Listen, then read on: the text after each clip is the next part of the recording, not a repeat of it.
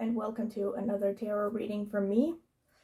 Today's topic is going to be a little bit more unusual, but it's something that I really felt called to do right now because I have done the same reading for myself recently and I have gotten some really strong messages.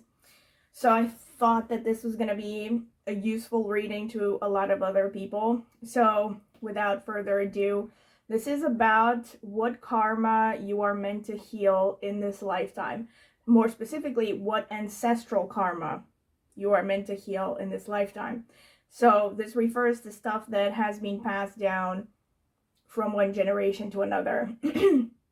Also, it's linked to transgenerational trauma, if you want to look at it like that, if that is the case for some of you. But yes, what karmas basically have been passed down, what collective issues you must solve in this lifetime.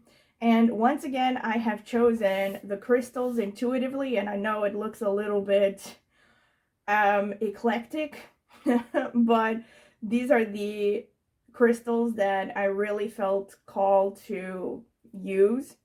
So these are your 5 options, and once again, this is for those of you who would like to choose by using just crystals. Pile number 1, your option is this little bottle of citrine and amethyst crystal. Pile number 2, you have this little bottle of aventurine crystal.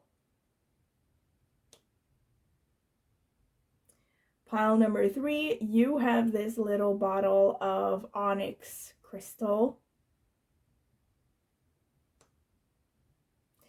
Pile number 4, you have this milky quartz crystal.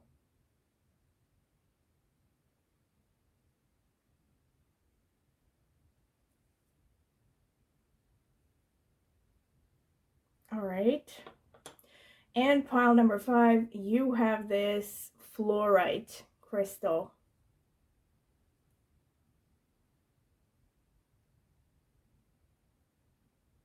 Is it focusing? Oh gosh. Anyway, yes, you have seen it, right? Right, so this is your crystal.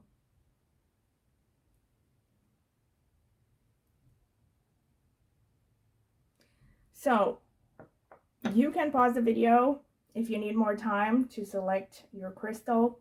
Once again, I would advise you to take some time to meditate, take some deep breaths, exhale longer than you inhale. That will help center you. Meditate upon the question at hand. You can tweak it a little bit. Maybe you have some specific karmas in mind that you want to find out about. But mostly, I would advise you not to deviate too much from the original question. And of course, you can address it to spirit or whatever you consider to be a deity, or some kind of a spiritual guide, a saint, God, Jesus, whoever you want. And you can meditate upon the question with your eyes closed, breathing, and then open your eyes and choose the first option that stands out intuitively and instinctively. And of course, if you feel drawn to more than one option, you are free to watch several or even all of them and just take whichever messages resonate. I will see you at your reading. Alright, so this is for those of you who would like to choose with an oracle card. This is going to be the selection process for the oracle card. So, Spirit, what can you tell me about pile number 1? What ancestral karmas are they meant to heal in this lifetime? What can you tell me about pile number 1? The people who chose the citrine and amethyst crystal bottle. What ancestral karma do they need to heal in this lifetime? Spirit, what can you tell me about pile number 3? The people who chose the aventurine crystal bottle. What ancestral karma do they need to heal? Spirit, what can you tell me about pile number 3? The people who... Sorry, did I ask pile number 3 before? I meant pile number 2. What can you tell me about pile number 3? The people who chose the black onyx crystal bottle. What ancestral karma do they need to heal in this lifetime? Spirit, what can you tell me about pile number 4? The people who chose the milky quartz crystal. What ancestral karma? All right, this just came out. Spirit, what can you tell me about pile number 5? The people who chose the fluorite crystal. What ancestral karmas are they meant to heal in this lifetime? All right. So let's see. Pile number 1. You have Queen Bee.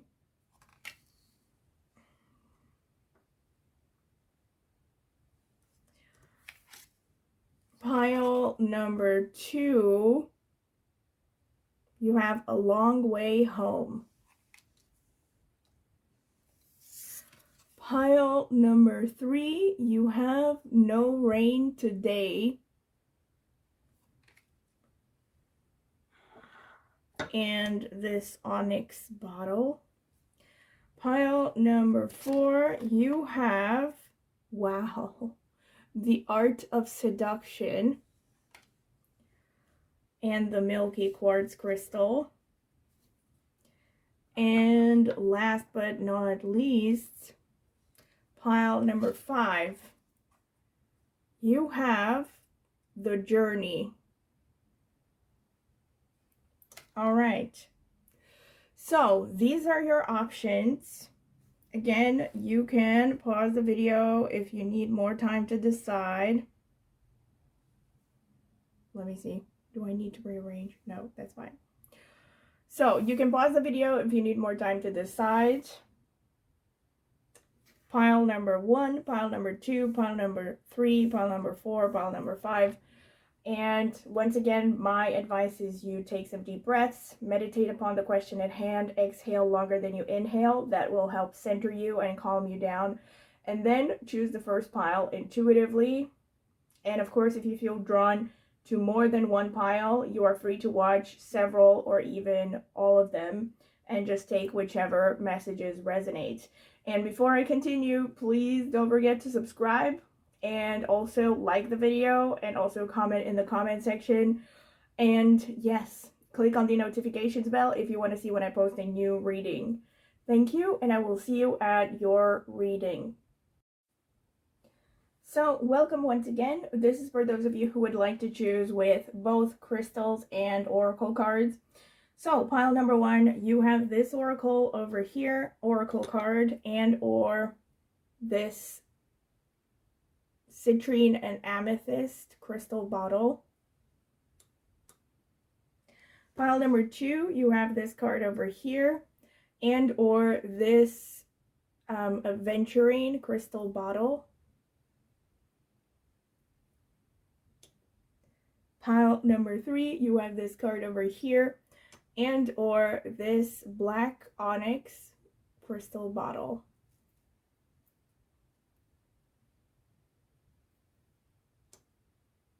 Pile number 4, you have this card over here, and or this milky quartz crystal.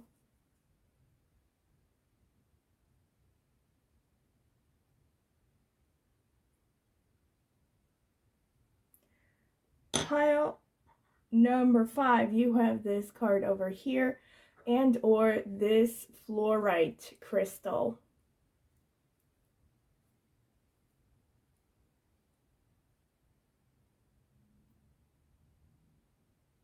All right, so you can pause the video if you need more time to decide. Pile number 1, number 2, number 3, number 4, number 5.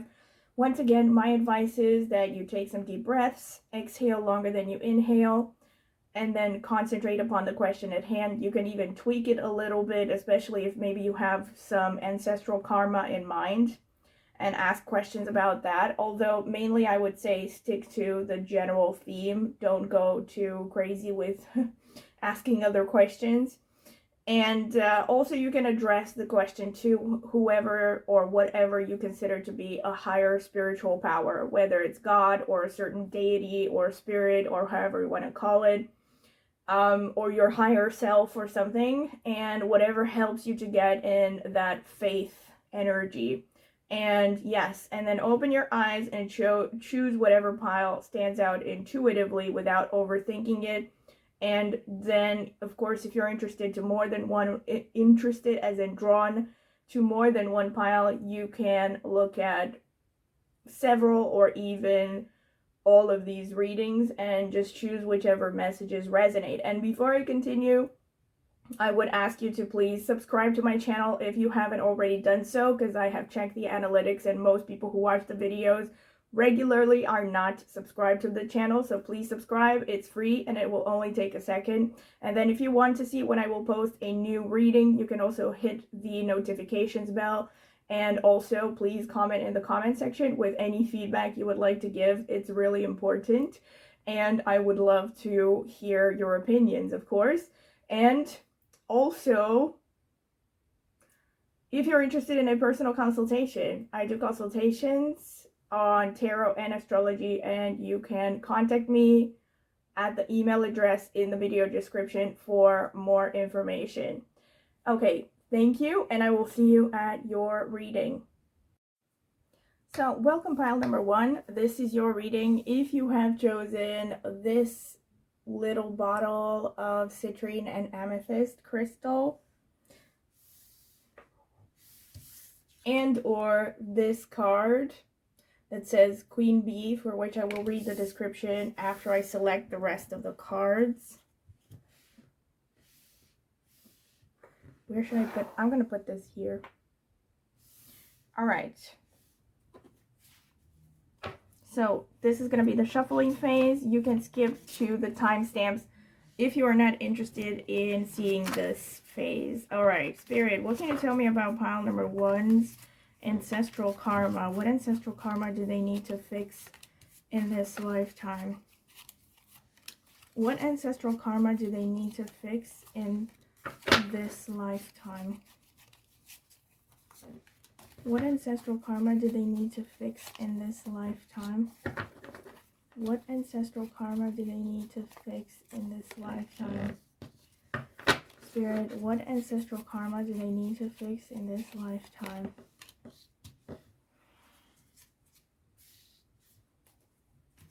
All right, so let's see. The 9 of Wands, the 4 of Wands, the Magician, the Visionary, or the Knight of Scrolls, which is the Knight of Swords. But it's called the Visionary in this deck. All right. The 3 of Scrolls, which is the 3 of Swords. The Sun.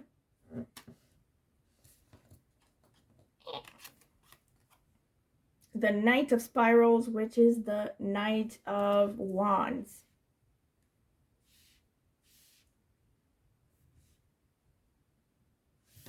I'm already getting some messages here, but I'm gonna shut up. All right. I was thinking probably I should have started with some oracle cards, but never mind. All right, we'll see how much space we have.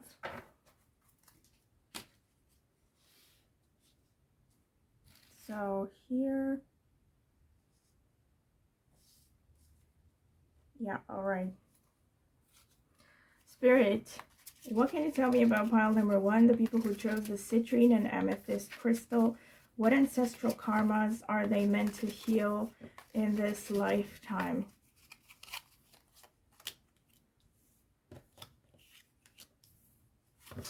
Spirit, what ancestral karmas is pile number 1 meant to heal in this lifetime?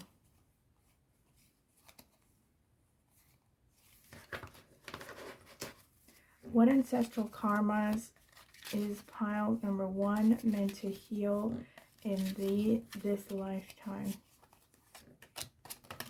Whoa. What ancestral karma is pile number 1 meant to heal in this lifetime?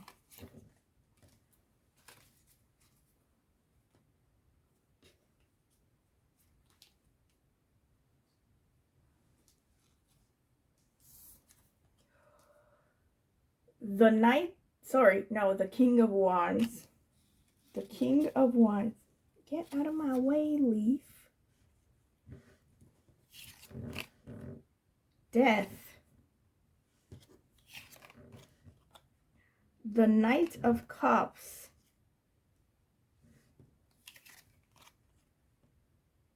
Whoa. The Eight of Swords. The Queen of Swords. The Eight of Wands. The Princess of Swords. This is the Knight. Oh, no, this is the Page of Swords.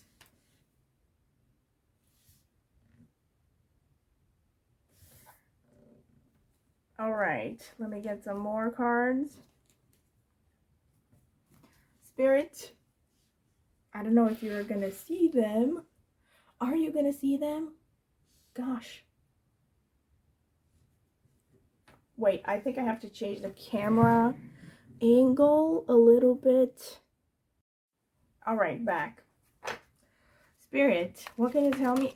Oh man, all right, this one just popped out, but actually I'm gonna stick it back in. So let me just show you. It's the Eight of Pentacles, so if it comes out again, you were really meant to see it. Spirit,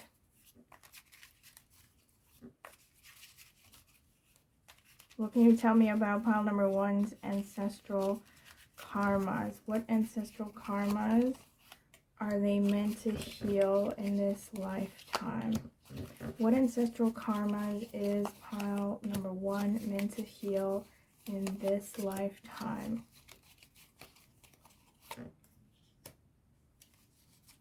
What ancestral karma is pile number 1 meant to heal in this lifetime?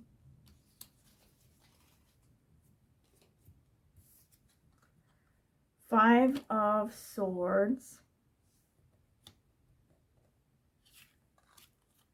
The Knight of Pentacles. The Strength card. The Eight of Cups. Underneath the Eight of Swords. The Tower. Wow. The Nine of Wands. Oh, you got this again. And the Page of Wands underneath the Page of Swords. Wow. Intense. Alright, so I'm going to get some oracle cards now. Spirit, what can you tell me about pile number 1? What karmas do they need to heal in this lifetime? What ancestral karmas do they need to heal in this lifetime? What ancestral karmas are they meant to heal in this lifetime?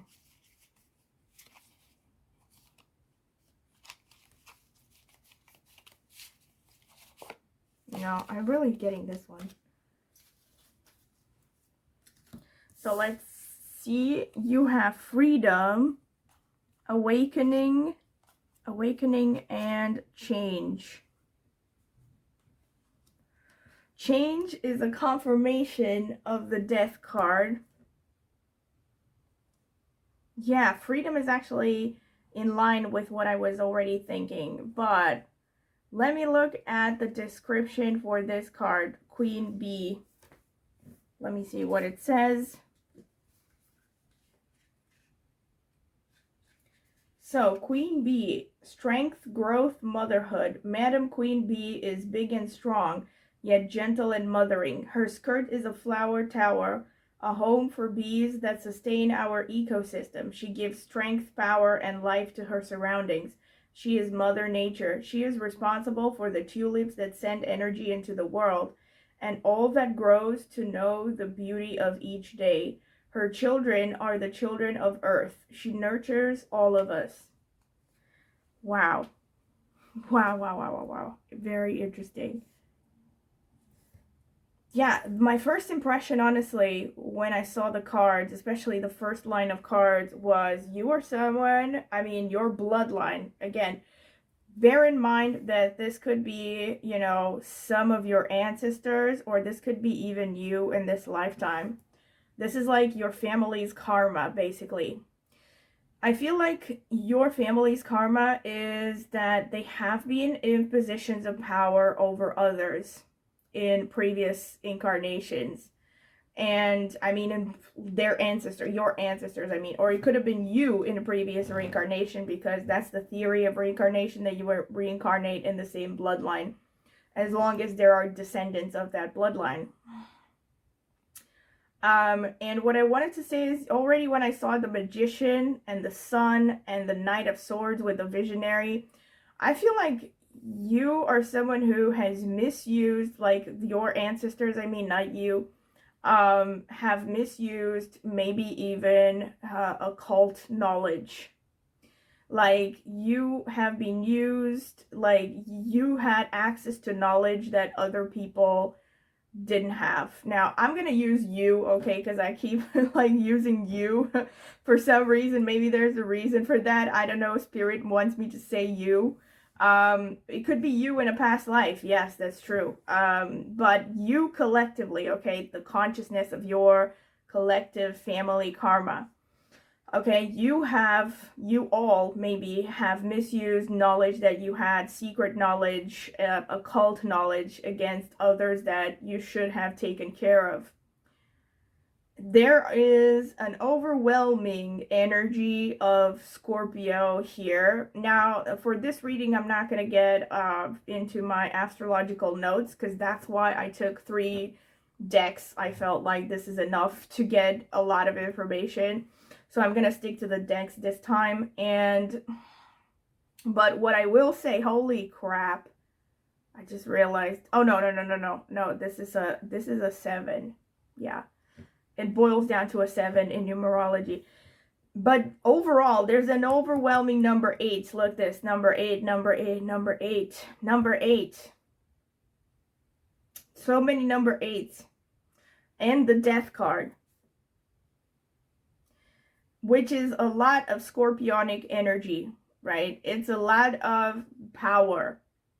So, but it's also, Scorpio energy is also connected to things like the occult. And then you also have the ravens and magician here, right? So, this is one of the main things that I pick up here, is that really you may have used secret knowledge, occult knowledge. You may have engaged in power struggles a lot. Like, you have had maybe abuses of power. Like, you've had power over others, also with the Sun, which is an authority card, you know. You may have had power over others and just abused other people's, you know, free will. Basically, you have abused your free will by imposing your will on others, is what I'm trying to say. And I feel like that's also why the word freedom is here to some extent. I'm gonna get into all the different meanings. Now, the 9 of Wands is the only card that came out twice. And the 9 of Wands is an energy of defensiveness. Wow.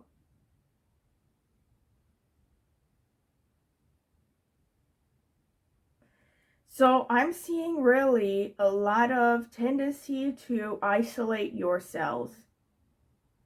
Probably because of the power that you have had. Like, you know, this whole like configuration here of cards, this whole assembly of cards makes me think of that saying, it's lonely at the top. You know, like, once you reach a position of power and, you know, you're in this position where, yes, on the one hand, people maybe even fear you, and that's just it, right? You may have more money and more authority over others, but you also feel lonely because, yeah, it's lonely at the top, right? You have that problem of, like, who can I trust now that I am in a position of power, right? It kind of makes me think of those people who win the lottery and, like, suddenly everyone wants to be their friend, you know. You probably have had to deal with a lot of butt kissers in your previous incarnations. people who were just there for you when they felt they could just leech off of you, gain something materially from you.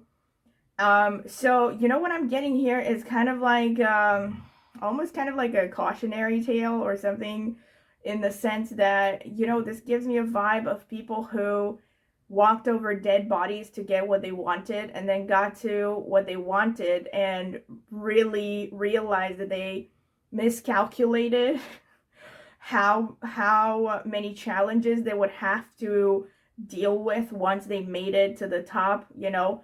Like these challenges that have to do with like, who can I trust, you know, maybe even issues of like feeling even emotionally isolated, like you haven't had, you know, honest romantic partners either. This explains the Three of Swords here, the heartbreak. And look at how beautifully it's illustrated here. You have the Three of Swords, the Queen of Swords, and the Tower underneath. So this makes me think, you know, someone who was hurt, disappointed in people, maybe even a romantic partner, and became this very stone cold, you know, no nonsense, nobody can pull the wool over her eyes sort of energy of just becoming hyper rational, non-romantic, you know, not investing in emotional relationships at all. And then the Tower moment here, which is really interesting. Like, I feel like this Tower moment especially has to do with like inner depression. In this case, you know, misery.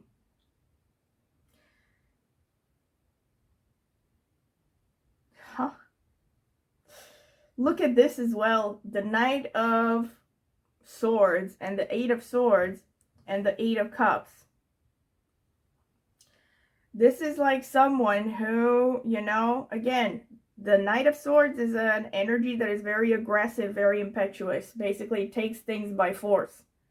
And then you have the Eight of Swords underneath, basically showing that the guiding energy is very non-empathetic. It's basically a person who has been misguided maybe by either by the wrong people, or if you had to deal with magic, maybe you were even misguided by some entities in previous incarnations that really led you down a wrong path, kept you trapped in repeated thought patterns, basically trapped inside a prison of your own making within your mind, trapped by your own thoughts, by your own mentalities, and eventually led to painful endings, painful emotional endings.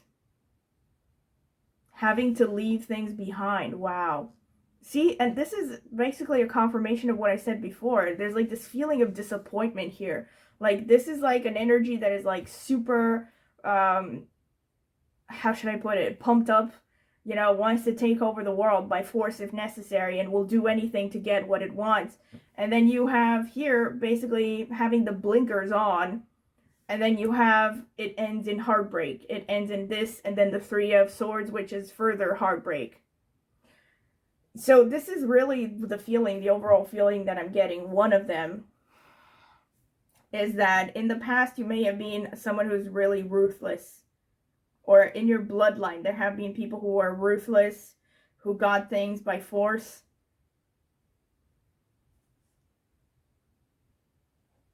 Here again, look at this. Wow, like this, I just realized the same thing is repeated already 3 times. Here, here, and here. This as well. This is defensiveness. This is the same card as this. So, defensiveness and a warrior attitude. This is a person who wants to fight anyone who tries to approach them, right? So, the defensiveness, and then the Knight of Wands, right? And then the Five of Swords, which is a card that actually, sorry, speaks of hollow victory. You know, it speaks of like, yes, you've taken everything away from everyone, but you're still not happy about it. It's still kind of like a bittersweet situation. You know, this makes me think of like ABBA's The Winner thing, Takes It All. I don't know.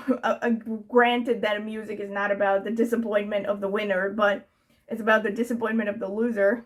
But in these cards here, again, speaks of a hollow victory. It's like this energy of like, in a past life, you have walked over dead bodies to get what you want, and then you got what you wanted, and you realize that, you know what, I lost too much in the process, or like that people are actually important, you know, that relationships are important, because you have an overwhelming energy of swords energy here.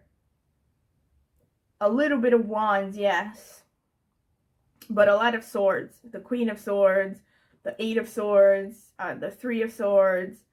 You also have some wands, which is passion. So overall, I would say predominance is fire and air energy. So this shows a person who's very masculine, very in their masculine energy, very non-empathetic, doesn't really spend too much time caring about how other people feel about things, right? So it really kind of gives me this, like I said, this vibe of like walking over dead bodies because you're not very empathetic.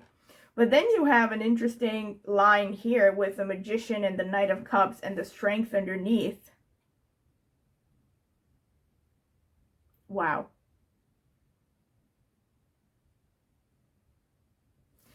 So this is like, I feel like this is definitely a side of you. So this could have been some lifetimes maybe where you took this path.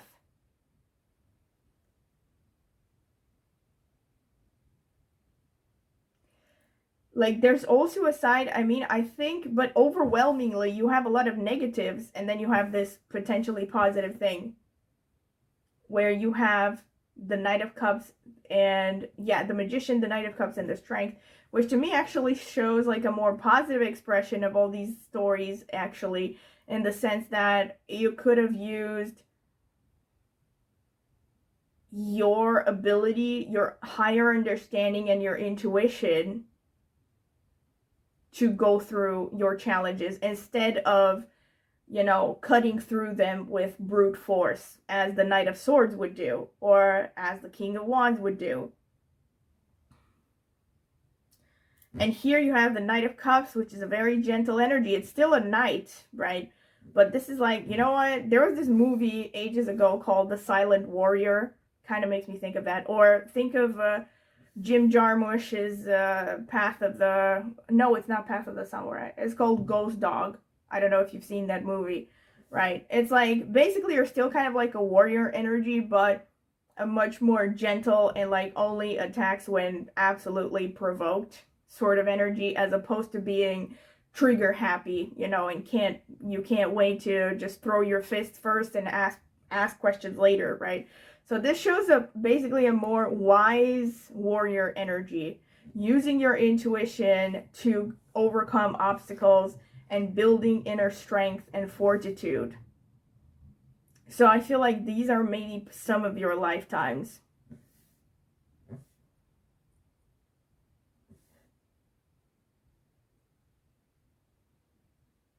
This is really interesting. So you have the Sun, and you have the Wands, the Eight of Wands, and the Nine of Wands underneath. The Sun is authority. Again, wow, this is potentially, again, I mean, I could be oversimplifying this, but to me, this is another confirmation of the same storylines, like number 1, number 2, number 3, number 4. This shows position of authority, creativity, willfulness, right? The Sun is someone who doesn't need anyone's approval. This shows being in a position where you can do whatever you want. A lot of creative energy. And then you have the Eight of Wands, which shows to me like enthusiasm, right? There was a time when you have had the ability to just do whatever you wanted. The Eight of Wands is about just, you know, creating your reality. It's like nothing is in your way sort of energy. And then you have the Nine of Wands underneath, which is like suddenly something happens where you become defensive. Maybe you were like a person of authority, but you were opposed by a lot of people. Your actions basically caused other people's disapproval. Now, it could have been with or without you being wrong about it, right? So this could just like show that there were lifetimes where You were placed in positions of authority, and people really didn't take your leadership well. They didn't take your actions and your initiatives well. They tried to block you, or they even physically harmed you, maybe physically or emotionally, tried to put you down, basically, and you became defensive.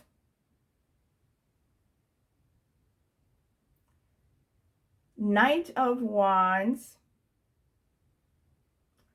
Page of Swords, Page of Wands. I feel like this is kind of like the conclusion to some extent, or a potentially softer way to express your energy in this lifetime. It shows the perfect blending of all of your previous knowledge that you have acquired through your previous reincarnations. You, again, I'm talking about a collective you that includes your ancestors. So this is like a balance between the Knight of Wands, which is about being passionate, going after what you want, but also using this tempering, not tempering, what do you call it? Balancing energy of the intellect, of being rational.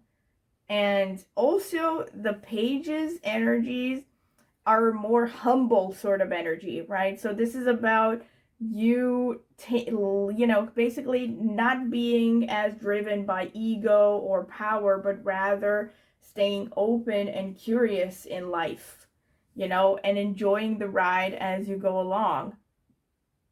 This is how I would read it. So overall, the Queen Bee card also suggests that, because to me, the description said something about being the mother that everyone depends on. Like I said, right? So this is, oh yeah, the one thing that I didn't tackle is the Four of Spirals or the Four of Wands, and then you have the Death, and then you have the Knight of Pentacles. Wow. Look at this, and you have change. And you also have the Tower at some point. So, awakening and change, freedom and awakening and change. In previous lifetimes, you didn't take change easily. You may have gone through traumatic changes, and now you are afraid of changes because of that.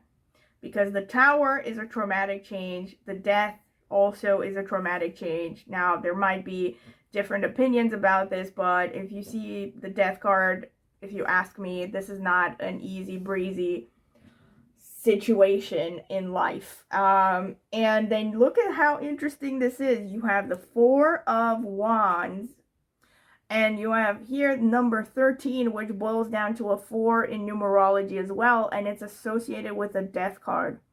So look at this. This is a collapse. The Four of Wands is a situation of a happy home, a happy base, prosperity, ceremony, celebration. It's like the healthiest expression of the fourth house. For instance, if you come from Vedic astrology background, you probably know fourth house in every chart, especially in the natal chart, is associated with happiness, your overall feeling of happiness. And you have the Four of Wands, which is the best expression of that. It shows a healthy fourth house, right? Happiness on all planes, security, feeling loved, feeling prosperous, a good family life. And then you are followed by the Death, also associated to number 4, which is like a collapse of all of those things, right? And then you have the Knight of Pentacles underneath, which to me suggests starting over, right? Because the Knight of Pentacles is an energy that's kind of like an intermediary energy. So it's not someone who is wealthy, but they're on the right track and they're taking it step by step. There's someone who's obviously focused on building security, especially financially. So you, at some point in your lifetimes, you have lost maybe your home, maybe you had to emigrate out of necessity, you know, but somehow there were massive attacks on your sense of security in many lifetimes. So this is not actually exactly connected to karma, I would say. Now, of course, worst case scenario, maybe you were responsible for other people losing homes, and that would make sense if this is about karma, right? So maybe you were the bringer of bad news for others, and you created bad sudden changes for others and traumatizing transformation for others.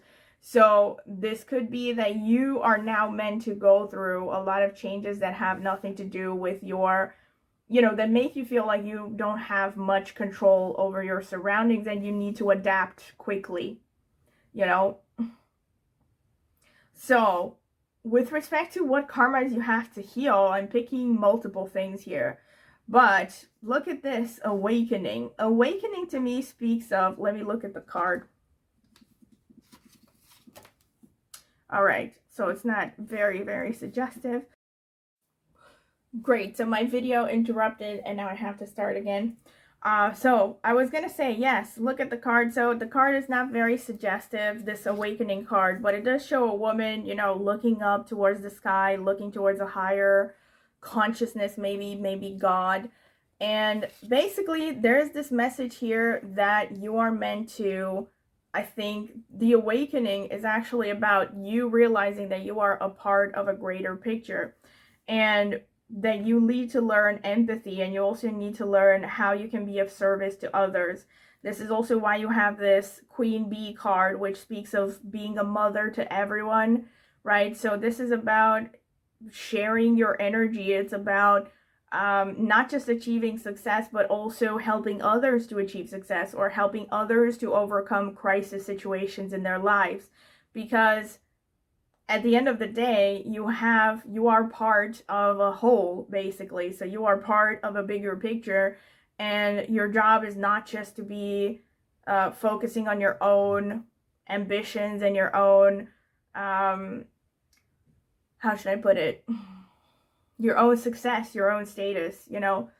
And yeah, I don't know if this part was recorded before, but I said that I think, considering these cards, there may have been, you know, times in the past, in your past incarnations, or for your family, you know, traumas that have been passed down, that, you know, you became hyper focused on success because you have gone through change, and, you know, changes that were beyond your control. So that made you hyper focused on, you know, if I have enough money, if I have enough status, then I'm going to feel safe, I'm going to feel happy.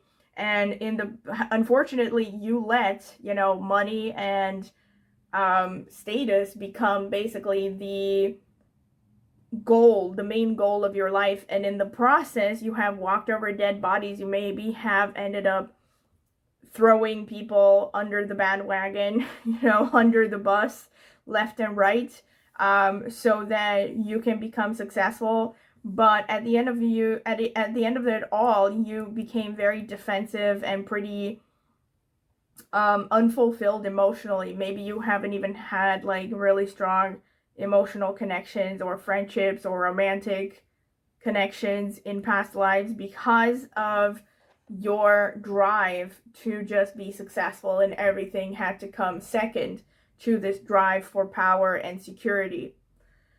And yeah, so, and also freedom, which again, real freedom is about learning to rely on yourself irrespective of outside changes. And I feel again this relates to all of the 8th energy, Scorpio 8th house energy here, that basically true freedom is about you developing an unshakable core of knowing who you are and standing up for what you believe in, and also cultivating inner strength to the point where you realize this is why you have the strength maybe here as well. Cultivating inner strength to the point where you're not afraid of change. You know, you get to that point where you realize that even if you lose everything overnight, like all your money, your name, and everything you have worked to build up until this point, that you would be fine, right? You would still know who you are. you would still be able to make something positive of your life with what you have, with your skills, or you can acquire new skills, right? So it's kind of like important, I feel, not to over-identify with money and with status and with wealth. And then change here is just like a confirmation of everything that I said. So it's about you learning how to embrace change positively without freaking out about it, you know, without overly trying to control everything, but instead just focus on controlling yourself and your mental landscape, you know, building positive beliefs as well, especially when positive beliefs connected to how you see yourself, so that you are not stuck in a prison of your own mind, unlike what this card suggests over here. Yes, and also it's really important that you focus on cultivating interpersonal relationships. This is why it's interesting, because you have little cup energy.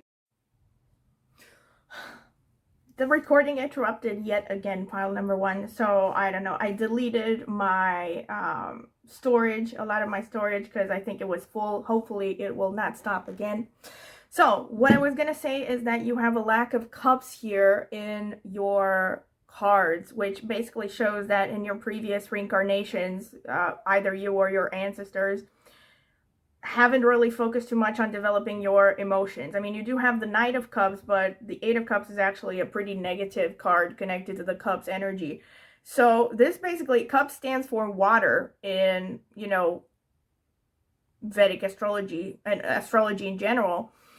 So to me, this shows that, you know, in this life, you have to take a softer approach, maybe follow this energy of the Knight of Cups, you know, being firm and yet gentle at the same time in your dealings. And also with this Queen Bee energy, this is about taking care of others emotionally, you know, being more aware of other people's feelings, focusing more on interconnections, and being part of a community and helping others. This is pretty much what I can see. All right. So I hope that you have enjoyed this pile 1, because I definitely have. I think there were plenty of very strong messages here. And if you enjoyed the reading, do not forget to subscribe to my channel. It will only take a second and it is free. And also click the notifications bell if you want to see when I post a new reading.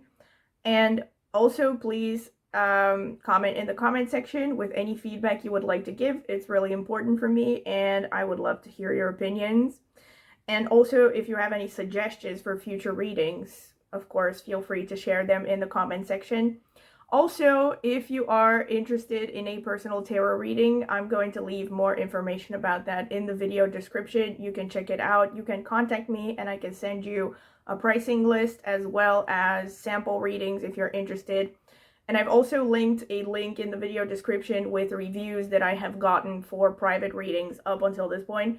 So you can go check it out if you're interested. And last but not least, I also have an astrology channel. You can go check it out in the video description and maybe subscribe if you are interested in astrology. I would greatly appreciate it. Thank you, and I hope to see you at my next reading. Bye!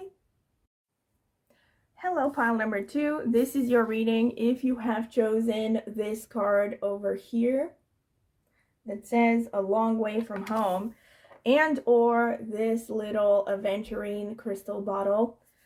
So this is going to be the shuffling phase. You can skip through this. I will add timestamps because I will be taking my time, so in case you don't want to sit through it.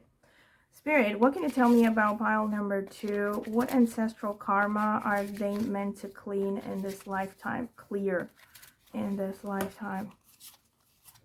What ancestral karma is pile number 2 meant to clear in this lifetime?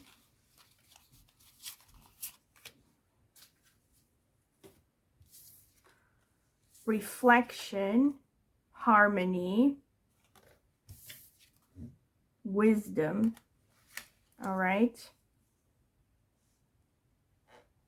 Now let's see the description for this card, which I'm going to read from the booklet. So number 35. Journey, remembrances, experiences, passage. Look at this little elephant on his journey through the skies. He lives in a huge balloon. It took me a while to even see the elephant. I don't know if you can see it. There's an elephant. All right. He lives in a huge balloon and has his castle with him. Lights guide the way while he slowly passes over the horizon. How long is his journey and when will it end? Will he drop anchor again or continue his travels? This card reflects how we pass through our lives. During our pilgrimage, we collect memories strong enough to fill a castle and light enough to buoy our voyage. Interesting. Nice. Number 8. Already 8th house Scorpio vibes from this card. I mean, the 3 and the 5, they boil down to an 8. Okay, so let's get some cards. Spirit, what can you tell me about pile number 3? What ancestral karma are they meant to heal in this lifetime? What ancestral karma are they meant to work through in this lifetime? What ancestral karma is pile number 2? Did I say pile number 3? I keep calling you pile number 3. Spirit, the people who chose the aventurine crystal, pile number 2. What messages do you have for them about their ancestral karma? What messages do you have for them? 3? Yeah. Spirit, what messages do you have for pile number 2? What ancestral karma are they healing in this lifetime? This one? I mean, if it came out. So, let's see. The 2 of Swords. I'm going to have to clarify that at the end. The King of Scrolls, which is the King of Swords. The 3 of Mirrors, which is the 3 of Cups. Page of Scrolls, which is Page of Swords. 10 of Stones, which is 10 of Pentacles. 10 of Scrolls, which is 10 of Swords. Loads of swords going on already. 5 of Spirals, which is the 5 of Wands.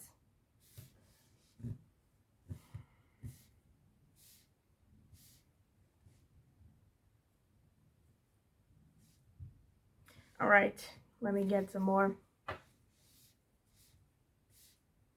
I need to arrange them so that all of them are going to fit. Okay.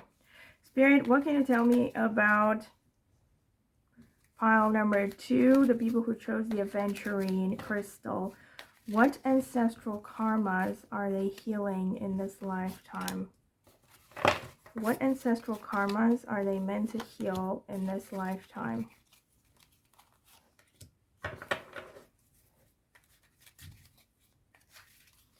What ancestral karmas are they meant to heal in this lifetime? Yeah.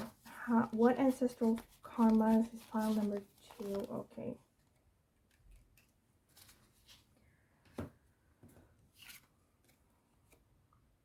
Eight of Pentacles.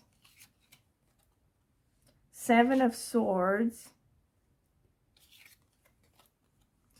Ace of Wands. The 2 of Wands.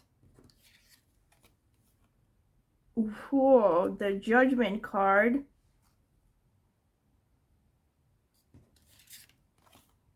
The Devil. Wow, the Judgment and the Devil. And the Strength card.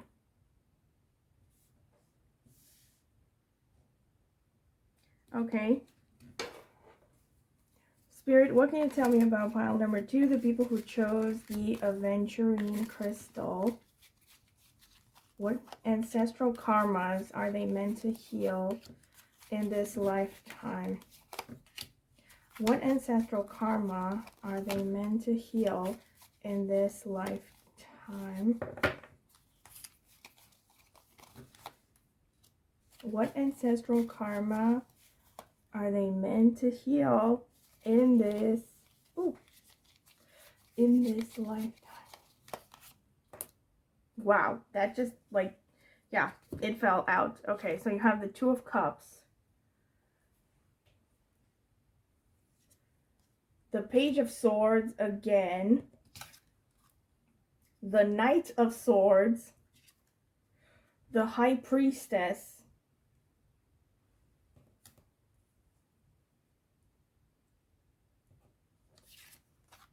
the Ten of Cups, the Six of Pentacles, the Two of Pentacles. All right, so I'm gonna, wait a second, I have to clarify that Two of Scrolls. All right, so let me clarify the Two of Swords or the Two of Scrolls. Spirit, what are the two paths or choices shown by the Two of Scrolls here, or the Two of Swords? What are the two paths? Knight of Swords, again. What is the other path, Spirit?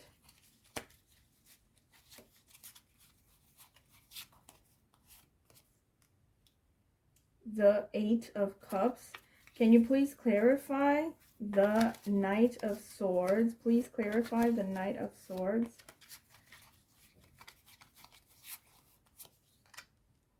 Ace of Pentacles. Can you please clarify the Eight of Cups?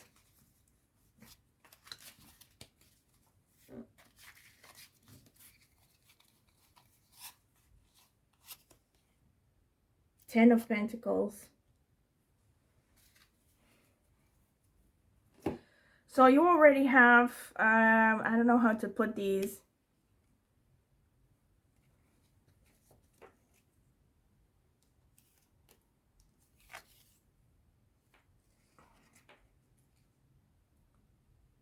Yeah, House of Cards. All right, so lots to unpack here.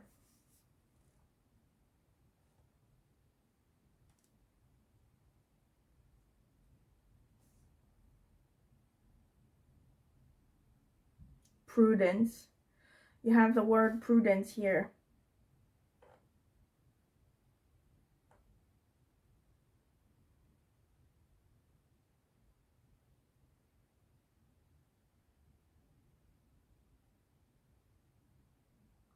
Wow. Oh, I'm getting a really clear message here. Every now and then I have to check that it's still recording. I'm getting a really, really clear message here. I feel like in your previous, either your ancestors or you yourself in previous reincarnations, because I mentioned this in pile 1 as well, usually you incarnate in the same bloodline. As long as there are descendants in that bloodline, that's the theory. It's a theory in multiple cultures in any case. So what I see here is that in previous lifetimes, you have taken basically, you have settled when it came to your career and your finances. And the reason I say that is because you have the Two of Scrolls, which shows a crossroads, right? Basically, it shows pondering. Two of Scrolls is kind of like, or Two of Swords, that's what it is. It's kind of like the Libra energy for me. It's kind of like someone who's sitting there, you know, weighing pros and cons and being kind of like, which way should I go? You know, and there are usually two choices. And I clarified the Two of Scrolls, and you got the Eight of Cups clarified by the Ten of Pentacles. And then the Ten of Pentacles came out again. Actually, at first, it came out in your cards already. Here. Ten of Pentacles. And I think you also got the Eight of Pentacles. Yeah, Eight of Pentacles here, right? In this storyline, right? So, and then you have the other option was the Knight of Swords, which you always have. You also have somewhere here. I've seen it. Yeah, the Knight of Swords here. Look at this. Wow. And it's underneath the Ten of Pentacles. Holy crap.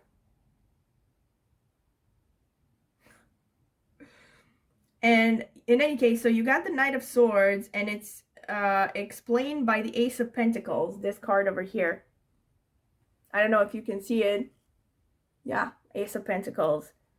So the Ace of Pentacles is wealth, right? And also the beginning of wealth could be something like entrepreneurial ideas, you know, something that is self-started. But I want to explore here why you have the Knight of Swords underneath and you have the Judgment in between them.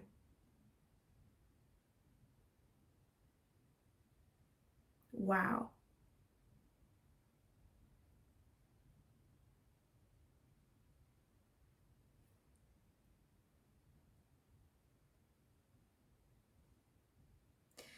So for some of you, this could be that in past lives you have chosen the Ten of Pentacles and now you are back to experience the Knight of Swords path. For some of you, it is the opposite way around. So you have experienced the Knight of Swords path and now you are back to experience the Ten of Pentacles. You have reincarnated. So what does this actually mean in layman's terms? It basically means, oh, either in a previous life you have chosen to go for both of them and you ended up not achieving either of them, because this is, you have prudence here and you have the Two of Pentacles. The Two of Pentacles shows juggling multiple activities at the same time. So this gives me a feeling that in a previous lifetime, or again, this could be multiple people in your bloodline that have been doing this. This is a pattern, right? It can link to generational traumas and stuff like that. So it basically shows that you have tried to do everything at once when it came to professions. You've tried to juggle. This could just show that you have tried to juggle multiple professions. So welcome again, pile number 2. The video interrupted. So I had to take a little break. And okay, so I was saying about the Two of Swords here, or the Two of Scrolls, and the fact that you have these two paths. One of them is basically the Eight of Cups clarified by the Ten of Pentacles, and the other one is the Knight of Swords clarified by the Ace of Pentacles. So this either shows that you have been trying to balance your own project with a job for in the past, either you or your ancestors, but you were miserable. Maybe you didn't have enough time or something to spend with your family, or maybe the fact that you had to split your time meant that you didn't really succeed very well at either of them, or you chose one path or the other. So either you were someone who was employed and you wanted to have a business and you were frustrated because you never had your own business, or you had your own business, or maybe you were working in your family's business and you were frustrated because you could never pursue your real career passion. And basically, this is actually kind of what I get from the Ten of Pentacles here and the Knight of Swords with the Judgment. Because the Ten of Pentacles connected to the 10th house, actually, because of the number 10, has to do with career, karma, legacy, also family. So this could just be that in many lifetimes, irrespective of what you have chosen with respect to your career, you have stuck to whatever society expected from you, whatever your family expected from you. So this basically means that in this lifetime, right, and look at here, you actually have the Ten of Pentacles, and then you have the Judgment card, which is about basically Judgment Day, right? These are supposed to be dead people that are standing back, coming back from the dead. So this has to do with resurrection or reincarnation, actually, when you look at the symbolism, right? So this could literally be that in a past life you were this, and now you reincarnated to be this, right? In a past life, you have focused on building a legacy, respecting your elders, listening to what society expected from you, honoring your duties towards your family, both your family of origin and the family you created, And now this lifetime is about this. It's about pursuing your own willpower and not compromising whatever that willpower might be connected to.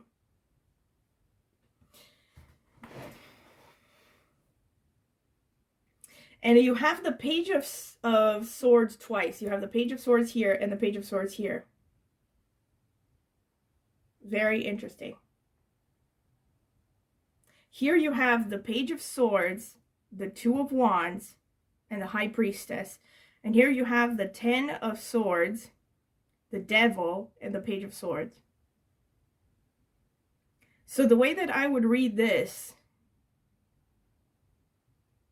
you had many ideas in a past life. Maybe you wanted to pursue intellectual activities. Maybe you wanted to be a writer. You wanted to be in a position where you communicate more with others. Maybe there were specific skills that you wanted to study, but you never had the chance to. But most likely, it wasn't that you didn't have the chance to, it was that you hesitated. You were basically sitting on the fence and basically didn't have the courage to go after what you really wanted. And again, this kind of goes hand in hand with the social pressures thing. And then you have, number 2 and number 2 here appears twice. Number 2 is connected to the moon and intuition. And then you have the High Priestess, which is about, the High Priestess is a card that kind of makes me think of being of the world, but not of it. You know, as in being in the world, but not of it, So the High Priestess is about intuition.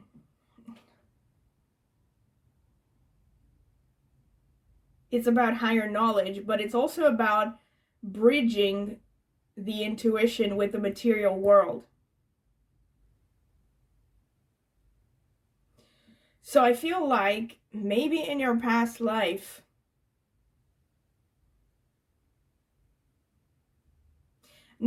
some of the karma that you have to focus on, or like some of the lessons you have to focus on in this lifetime, are you have to learn how to use your ideas in a positive way. Like, I feel like maybe in a past life, you spent a lot of time daydreaming. You know, you never really put your intuition or your creative ideas into practice because you hesitated. And also because maybe you were just comfortable staying in, you were comfortable in your comfort zone. This is what the Two of Wands is. It's about hesitation because you're stuck in a comfort zone. So I feel like the message here is to make the most of your creative ideas and your creativity and your intuition and imagination in this lifetime. To use your communication.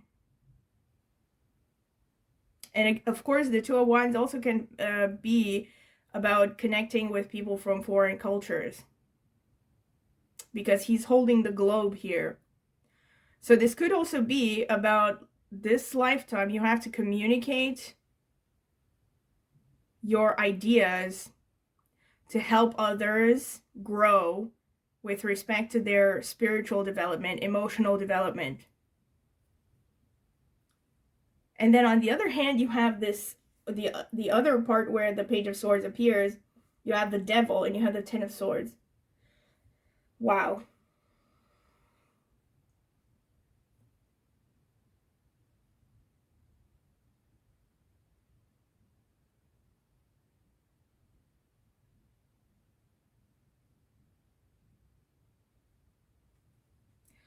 So the way that I would read this is that maybe in past lives, you have dealt with struggles by turning to addiction.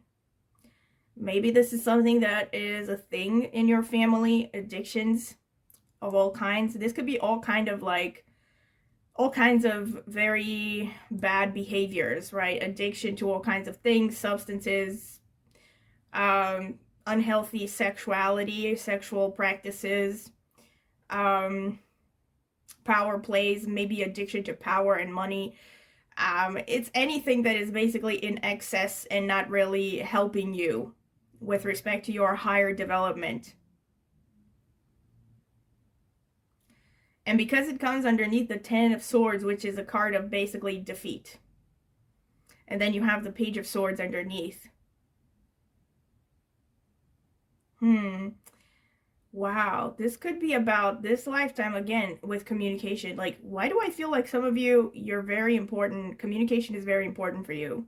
Like, either you're a writer, a singer, or maybe you have thought about these things, or you have some kind of online platform where you share your ideas, a blog. Because, see, this to me shows you are supposed to communicate about your troubles,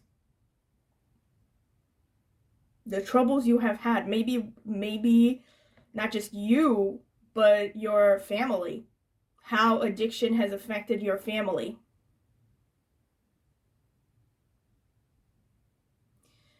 And again, this makes me think of a therapist as well, because the Ten of Swords is about absolute defeat. It's about basically someone who's crushed, you know, by life.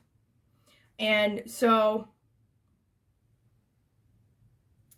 it would make sense that very harsh experiences, that's usually why people develop addictions. They go through hard times and they don't really have a coping strategy and they get addicted to drugs or something.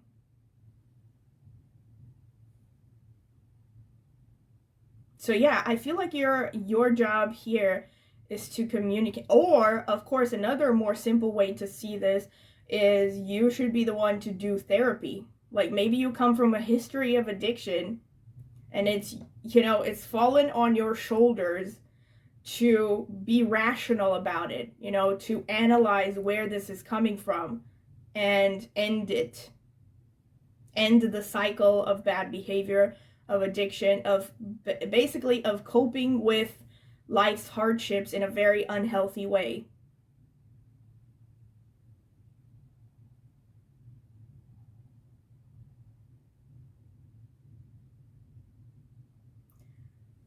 Before I get to the last line, hold on. Harmony, reflection. Yeah, reflection. Oh yes, this definitely makes me think again. This could be some kind of a therapy, maybe a group of you that have been interested in psychotherapy. But irrespective of whether you want to pursue psychotherapy or anything, reflection just speaks of you having to think about, you know, putting things into perspective, drawing conclusions. And this is especially to do with your family history. Like, especially if you know that there's a problem, a repeated problem in your family history, it's your job to kind of make sense of it and to find a solution to break the cycle. Harmony and wisdom. Hold on. What was I going to look at? Another way to interpret this, sorry that I'm jumping around a little bit, but it just came to me. This could just be that you in this lifetime have to learn to balance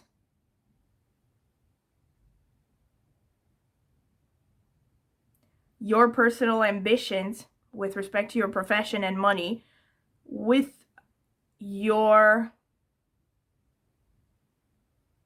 social responsibility and your legacy, your responsibility towards your family as well.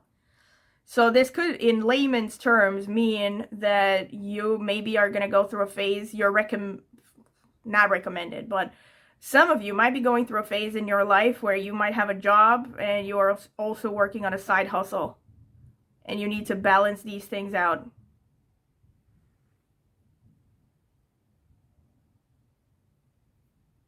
Wow. So some of the karma that you have to work on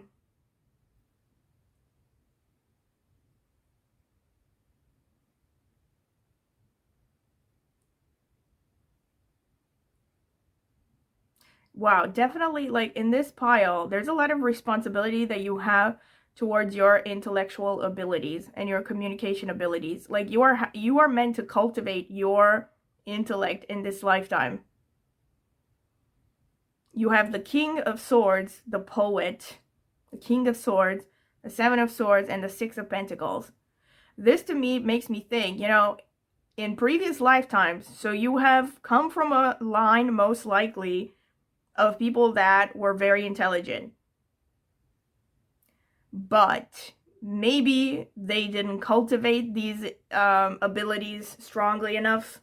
Maybe they didn't pursue an education, especially since you also have the devil. This shows like people who are sidetracked by addictions, squandered their talents maybe. And then you have the Six of Pentacles, which is about sharing, teaching. So again, this leads me to communication. You teachers, you know, you have to share your wisdom in this lifetime. You have to not just work on your skills, you know, learn new skills, but also share with others. Share your intelligence, your life experience, your skills, being generous.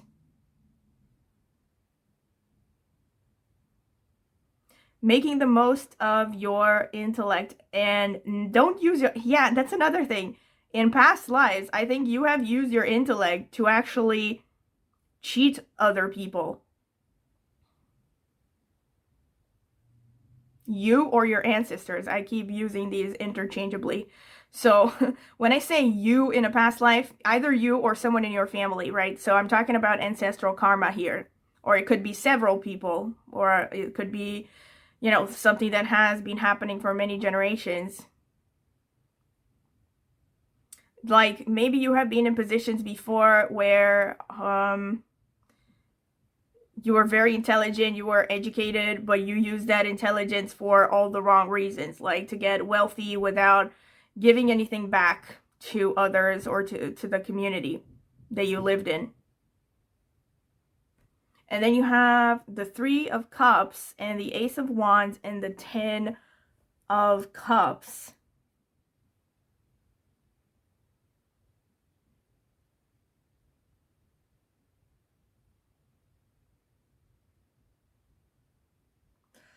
This shows me that in this lifetime, number one, you have to learn to enjoy life as well, to enjoy the simple pleasures of life, to focus on friendship. This may be very specific, but some of you might be marrying a friend. Like when you start, basically you might start out as friends or acquaintances and then you get married.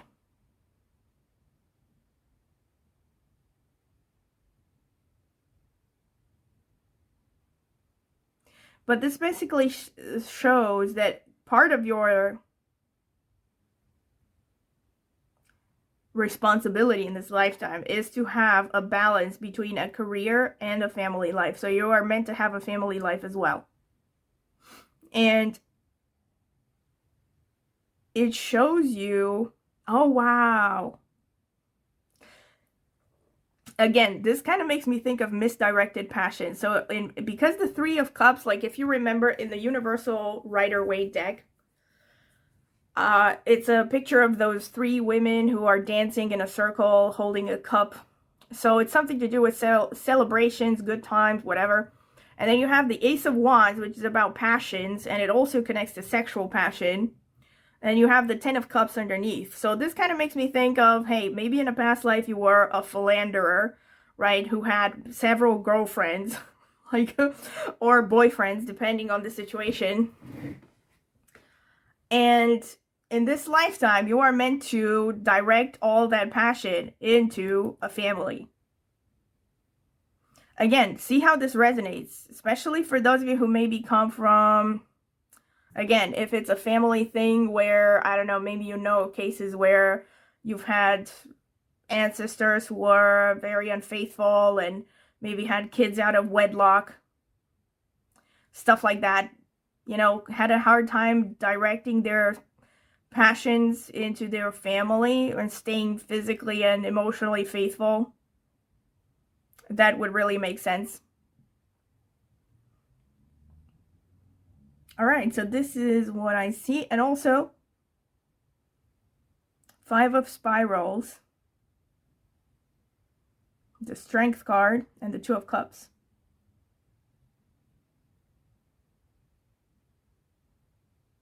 Wow.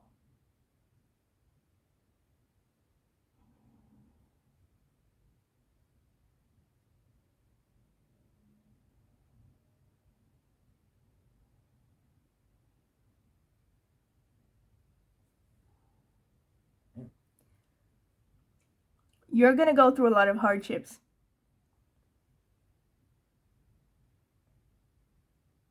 This is giving me Purva Bhadrapada vibes. Like, Purva Bhadrapada is also connected to dragons. I don't know if I said this.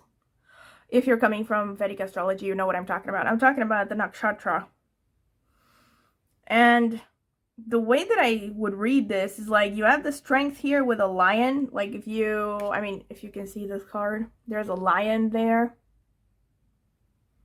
So, and again, this could be a stretch, but the way that I read this is fifth house. This is fifth house. Both of them connected to lion, Leo, also maybe Purva Bhadrapada energy. But this is like an unhealthy fifth house.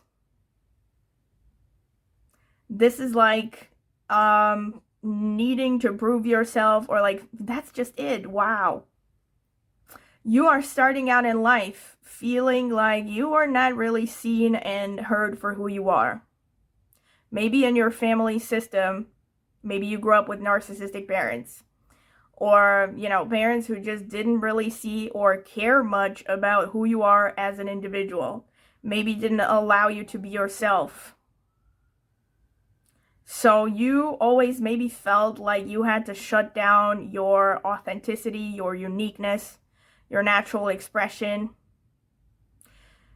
And eventually that leads to you getting tougher and slowly kind of starting to learn to love yourself, learn to embrace who you really are,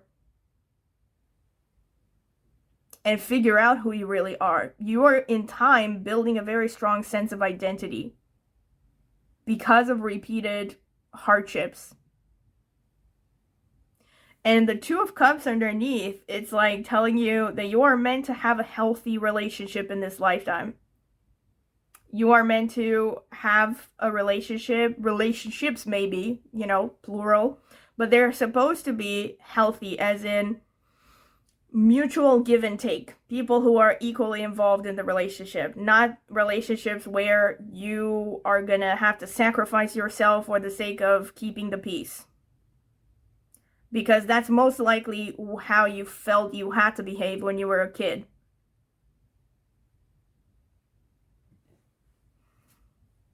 Wow. Now that I've read the whole thing, have I mentioned, I don't know if that part was recorded or if it stopped, have I mentioned that you have all this number 8 everywhere? Number 8 here, number 8, well, no, not everywhere, but you have enough. You actually have a number 2 a lot. Wow, that's a wow. Number 2, number 2, number 2, and the last card, number 2 again. Look, number 2 is about, and also number 10, right, which is about career. But number 2 is about Cancer. It's about the moon, actually, which it rules the sign of Cancer. And Cancer also rules the home base. And then you have this initial card that says a long way home. And it starts with the Two of Swords, ends up in the Two of Cups. So I definitely feel like you are going to go through a long path of challenges, but eventually you're going to reach a point where you feel comfortable with yourself. Like, you have to start from actually far away from your true self early on in life, but eventually you will get to a point where you know exactly who you are and you are proud of yourself. And you also are meant to experience a real relationship, true love, and family, and also legacy and career.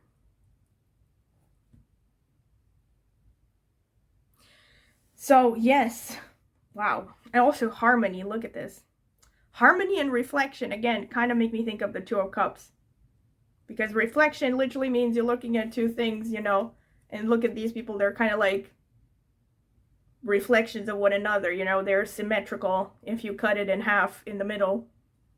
They're not identical, but like I said, symmetrical in their weight, in their importance. So yeah, this is pretty much what I can see for you, pile number 2. And also it's about enjoying the journey, like the card said. This is also a confirmation of the 3 of Cups.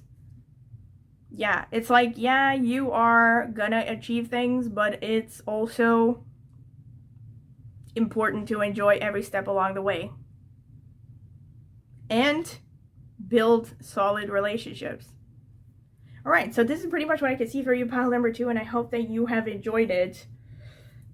Definitely very strong messages, and I hope that it resonated. And of course, if you have liked the video, do not forget to subscribe. It will only take a second and it is free. And also please click on the notifications bell if you want to see when I will post a new video reading. And also please comment in the comment section with any feedback you would care to give, also any ideas that you might have for future readings. And also, if you're interested in a personal consultation, I do tarot readings and I also do astrology readings. You can check out the video description. I will link my astrology channel there. But also, if you're interested in private tarot readings, you can check out the video description. I left more information there. Thank you, and I hope to see you at my next tarot reading. Bye! So, welcome, pile number 3. This is your... Oops, I forgot this bottle. Welcome, pile number 3. This is your reading. If you have chosen this card that says no rain today, for which I will be reading the description once I select all the oracle cards, and or this black onyx crystal bottle.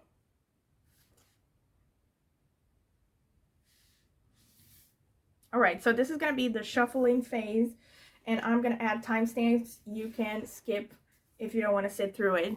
Spirit, what can you tell me about pile number 3, the people who chose the black onyx crystal?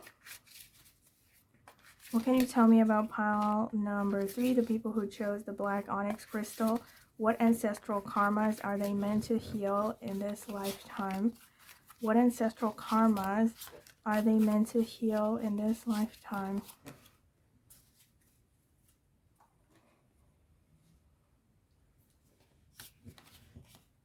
Freedom,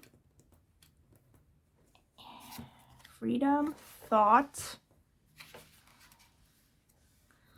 and come on,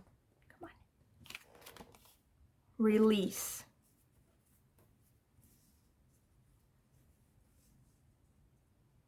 All right, and now I'm going to read the description for this card from the booklet, number 37.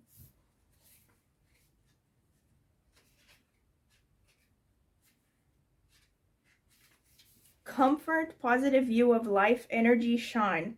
In this card, we see the sun banishing a crying cloud. There will be no rain today. The sun gives warmth and comfort. Her rays grant life and strength. They chase away grief and loss.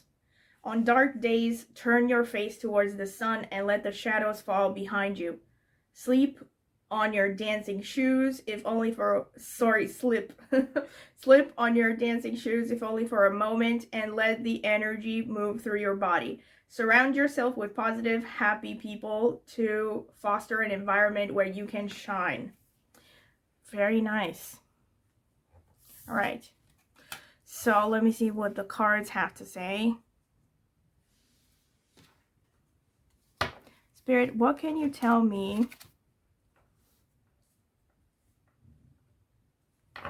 What can you tell me about pile number 3's ancestral karma? What ancestral karma are they healing through in this lifetime? What ancestral karma are they meant to heal, actually, in this lifetime? What ancestral karma are they meant to heal in this lifetime? What ancestral karma? All right.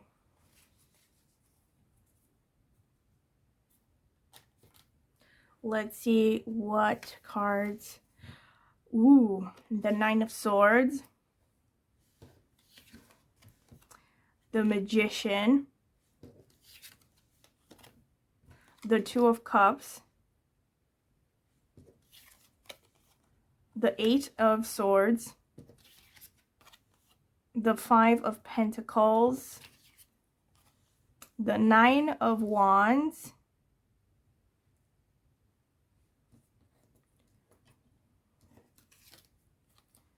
the Page of Cups.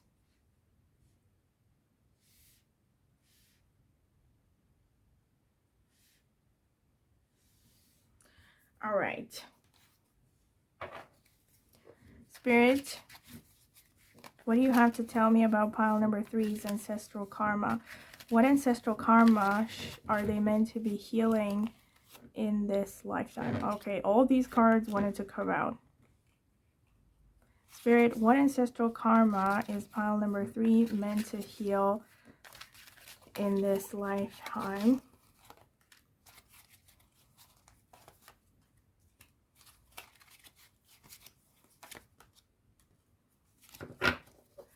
What ancestral, okay. So let's see.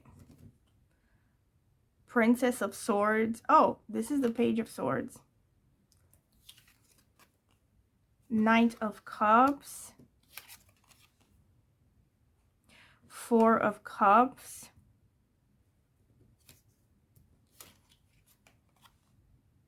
Seven of Pentacles. Knight of Swords.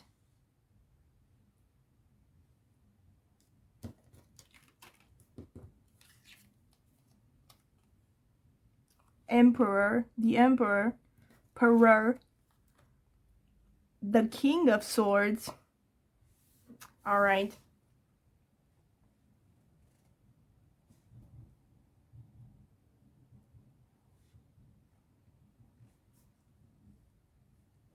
Let me see more.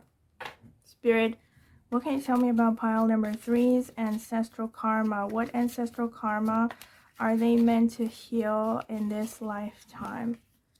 What ancestral karma are they meant to heal in this lifetime? What ancestral karma is pile number 3 meant to heal in this lifetime? What ancestral karma is pile number 3 meant to heal in this lifetime?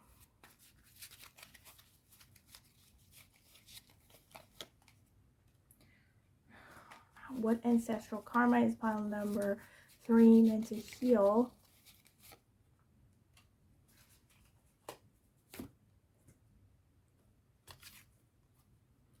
The World.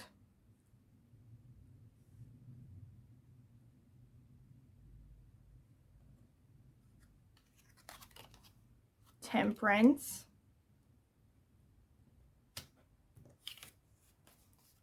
King of Cups. The Seven of Cups.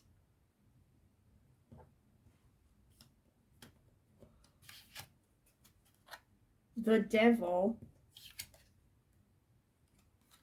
The Emperor. Wow, underneath the Emperor. Are you seeing this? Okay. And the Page of Swords. Didn't the Page of... Yeah, the Page of Swords came out twice. All right. Wow.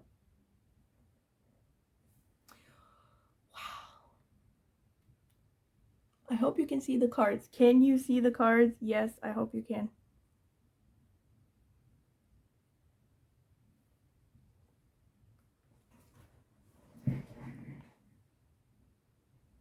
Yeah, that's good enough. All right, so where do I even begin?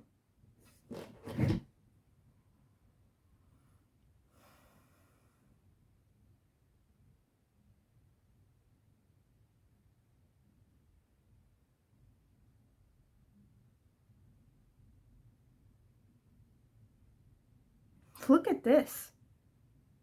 Freedom, thought, release. And you have the Eight of Swords.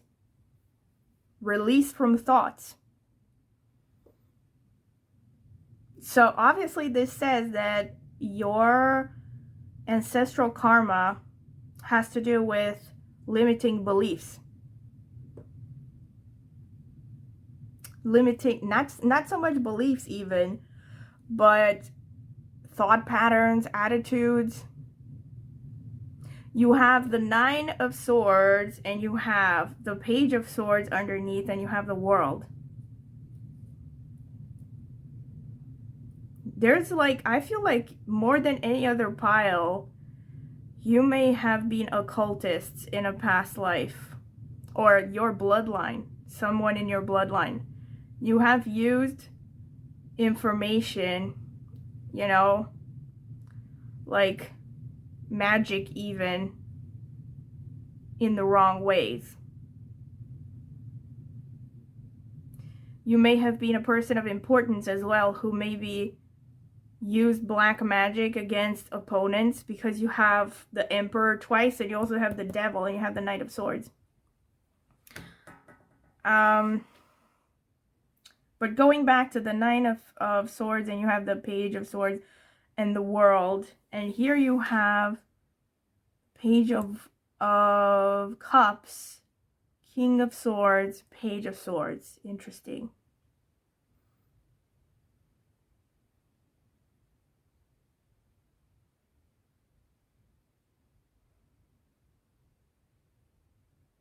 So your job in this life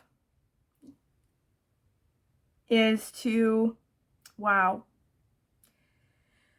First of all, I should have said this from the beginning. If you felt drawn to pile number 2 at all, you should check it out. But only if you felt drawn to it, because there are some cards that are similar. However, overall, I'm sure that there are many different messages. And so you have the Nine of Swords. That's what I was going to say. This shows that your path in this life is about breaking limiting beliefs and anxieties. You have the Page of Swords here and the World, which shows that basically the world is at your feet. Like, the world is your oyster as soon as you manage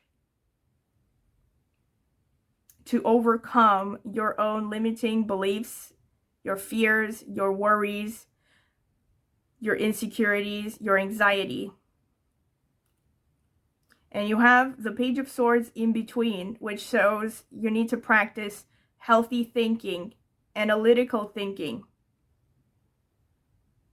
understanding why you are anxious, why you feel the way you do, understanding the origins of your fears, of your anxieties, and how you can overcome them.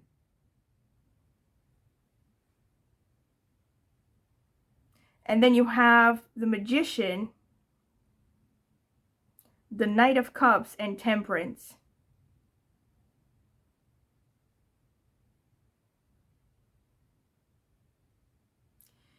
You are meant to use your occult knowledge, if you have any, or your mystical tendencies. Look, the Magician card to me even shows people who have like higher energetic energy. I know energetic energy, like, look, technically speaking, there are people who have like higher powers of manifestation, whose thoughts are more powerful, whose emotions are more powerful, meaning they can just inflict more energetically than the average person, just because of who they are.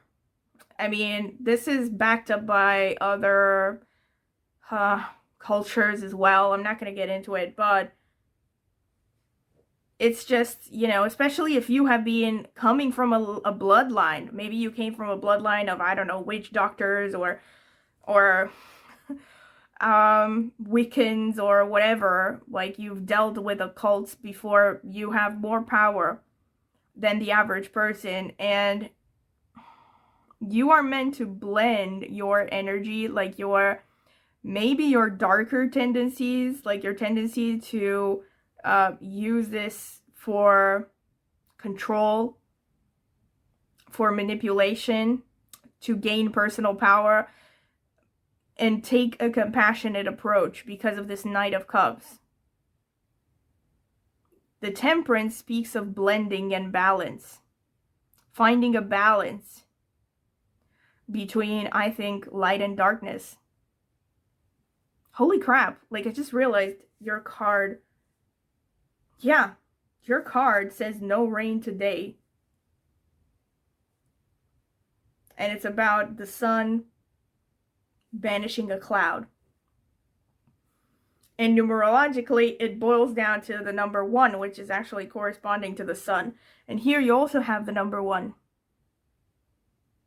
This is like sun energy.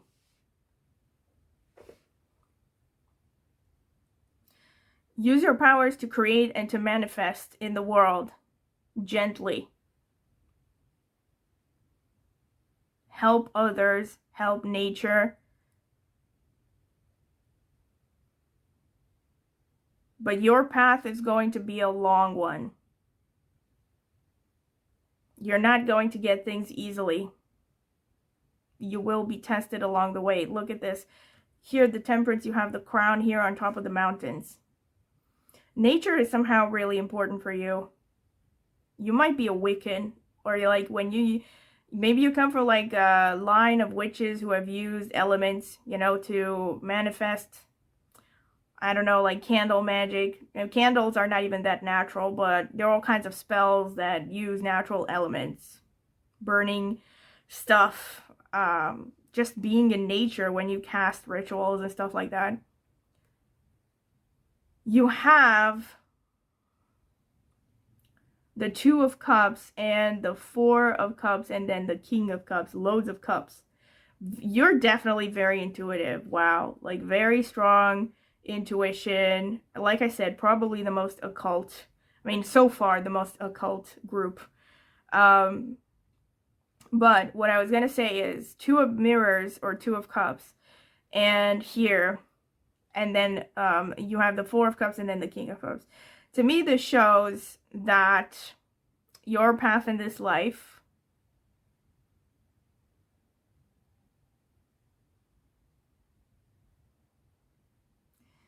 is to build a solid, healthy relationship, partnership. The 4 of Cups in this context, because it falls under the 2 of Cups, to me, this makes me think of you need to practice fidelity, discipline. And also, it's not a mistake that they put 2 swans on the 2 of Cups, because the swans are, you know, monogamous. They mate for life. So you have to reach that goal, right? The King of Cups is a person who is basically the most emotionally sane, probably, of all the kings. This is a person who is quietly confident, knows who he is, has a great deal of emotional intelligence.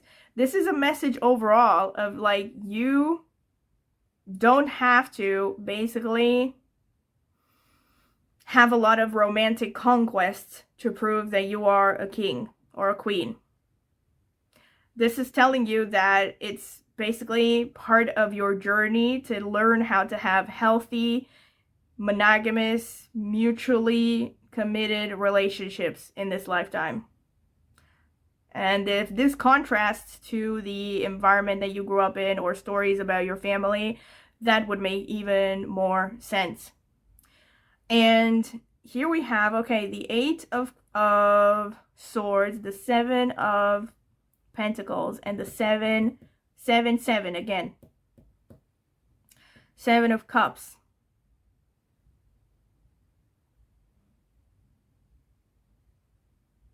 Wow.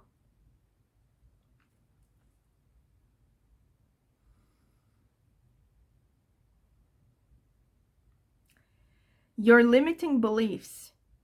Maybe limiting beliefs and thought patterns and attitudes. This could be about yourself, but most likely, since this is ancestral karma, it goes beyond that. So it goes beyond just your childhood. This could be transgenerational traumas you're talking about, or not traumas, but, you know, mentalities that have been passed down for many generations and they're hard to break. Basically, this shows, look at this, it says success unfulfilled. Now, normally the Seven of Pentacles is actually a positive card, but it's not the most positive of the positive. Basically, it kind of shows an intermediary form of success, level of success. Let me put it like that. It's a person who is on their way to becoming financially stable. And then underneath you have the Seven of Cups, which is actually about illusions. So to me, this kind of shows that in this lifetime, you have to learn to discern between what is worth your time and what is not worth your time professionally. You might have a tendency, again, I feel because it's the Eight of Swords and Ancestral Karma, you might actually have to start questioning what your parents or what your forefathers have taught you about career and finances if you want to be successful by your own terms, on your own terms. Because otherwise, if you stick in that limited, those limitations, you are going to end up in not a fulfilling situation here. You're going to be stuck in limbo when it comes to your finances and your career.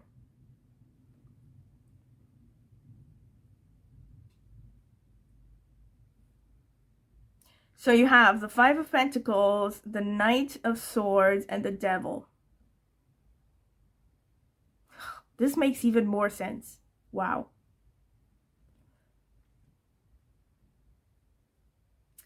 It makes even more sense. Like, it's kind of a confirmation of this.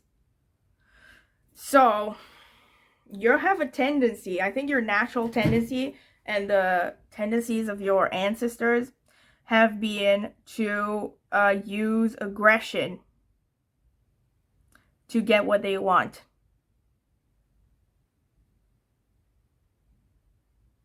Especially when it came to money.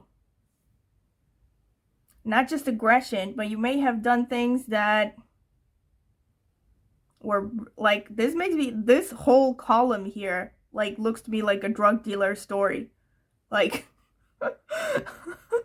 I mean, not judging. But, I mean, because Five of Pentacles is poverty, Knight of Swords is taking things by force, and the Devil is addictions. So, more than any other card, the Devil is connected to substance abuse, but can also be sexual misuse, could be PORN addiction, weird sexual stuff, again, any kind of deviation, any kind of behavior that is just overall self-indulgent and also incredibly destructive actually pertains to the Devil card. So this literally looks to me like maybe in past lives you have had a very destructive way of dealing with your financial troubles. The way that you have solved your financial troubles was by either yourself ending up in addiction, burying your head in the sand and pretending that problems don't exist. Or, worst of all, you could have, again, become a drug dealer, or I don't know, something where you just abused others to get money. Or made use of other people's weaknesses to get their money. So that's some of the karma that you would have to fix. And now this is the interesting part. I want to see this. Nine of Wands and the Emperor and the Emperor. Earthly power. This is what it says here.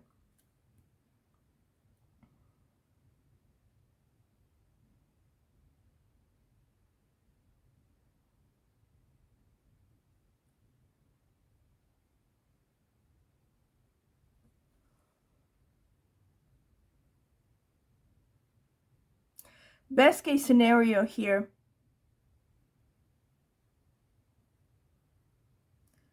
is that all the hardships that you have gone through collectively in your family are going to serve you to reach a level of authority in this lifetime. And you're going to have to know how to deal with that responsibly. You have to become responsible and learn how to make decisions that benefit not just yourself, but other people, of course. Maybe even the whole of society.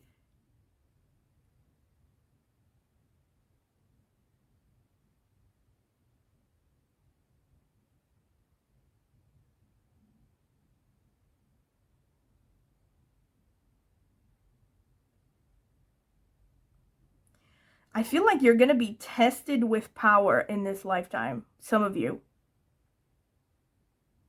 It's like at some point in your life, you might be put in a position of power or authority to test your character, your strength. Like, how are you really healed? Are you going to be able to not be corrupted? Are you going to be able to, you know, be strong enough to stand by your principles and do the right thing?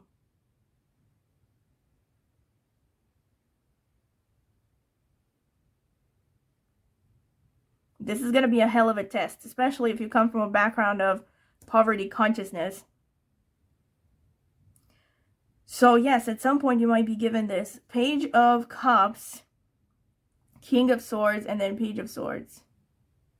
The healer, the King of Swords, and the Page of Swords.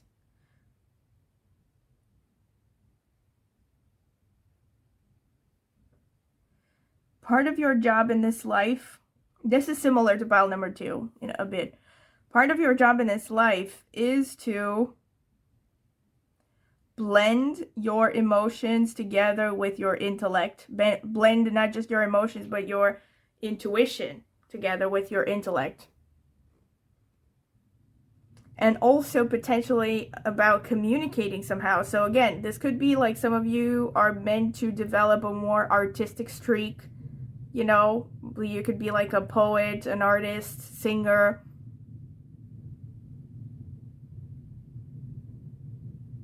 But I think actually for most of you, considering the rest of the cards, I would link this more to the Emperor energy.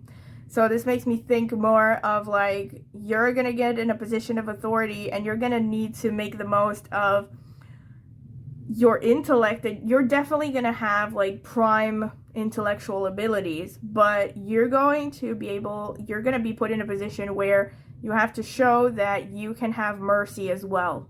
Like you can make decisions considering everyone's best interest and not just what is right for you in the immediate moment. Because that's more like King of Swords is kind of like really, you know, no nonsense, really no nonsense and no empathy kind of energy. Very brainy, very cold-blooded, Aquarius sort of energy, right? So speaking of Aquarius, if I were to talk about what energies are strongest here, I would say some Ketu. I would say Scorpio, 8th house would have to be prominent. Also all the water signs and houses actually pretty strong.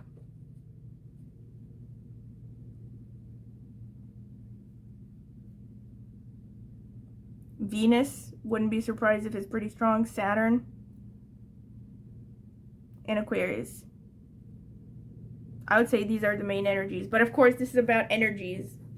So, doesn't mean you are automatically going to have these placements prominently placed in your horoscope. Maybe it could be a combination of several of them, or it could be similar configurations that have similar energies to these that I mentioned.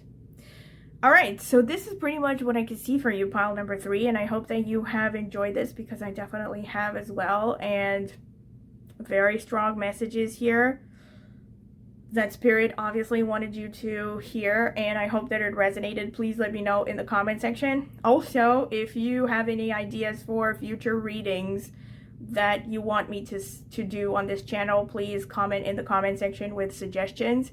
And also, if you are not subscribed, please subscribe. It will only take a second and it is free. And also click on the notifications bell if you want to see when I post a new video.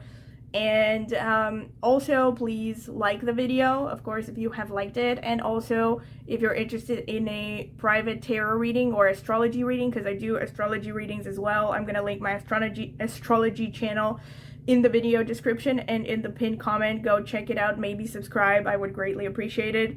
But anyway, if you are interested in a private reading, you can check out the video description. I will leave more information about how to contact me there. Thank you, and I hope that you have enjoyed this reading, and I hope to see you at my next reading. Thank you, bye! So welcome pile number 4. This is your reading if you have chosen this milky quartz crystal and or this card that says the art of seduction. And I will be reading the description for this after I select the rest of the oracle cards. So this is going to be the shuffling phase. If you don't want to sit through it, I'm going to add timestamps. You can skip directly to the interpretation, because I will be taking my time a little bit. Spirit, what can you tell me about pile number 4? The people who chose the milky quartz. What ancestral karma are they meant to work through in this lifetime? What ancestral karma are they meant to work through in this lifetime?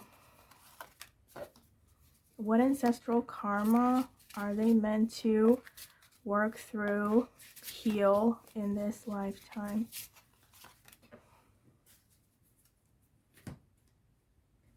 All right, so you have balance, union, truth. Already all of these are kind of mirroring the original card, because balance and union and truth has 2 women looking at each other, kind of is the same as balance, kind of like, but okay, I won't jump to conclusions yet.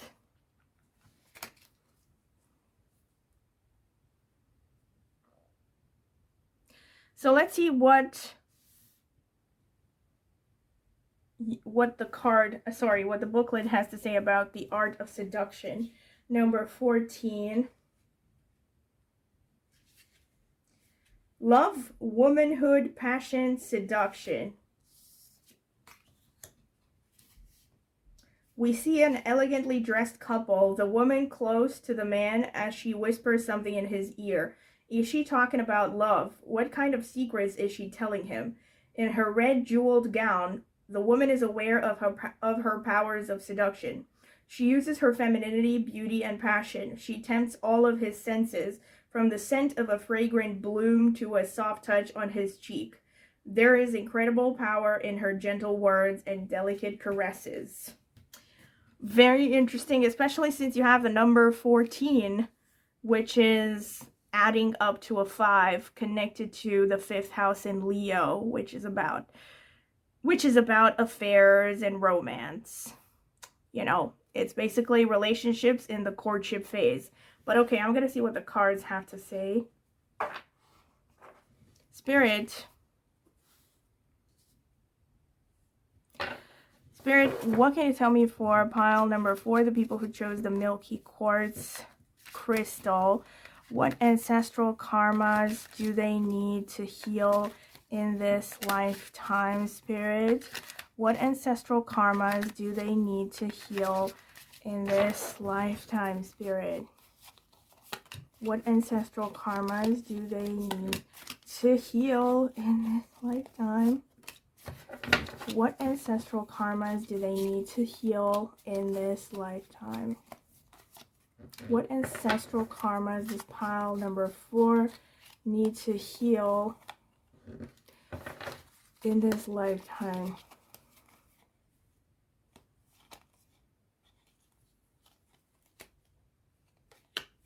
All right, I'm going to shuffle again because I'm not sure about these. Spirit, what ancestral karmas does pile number 4 need to heal in this lifetime?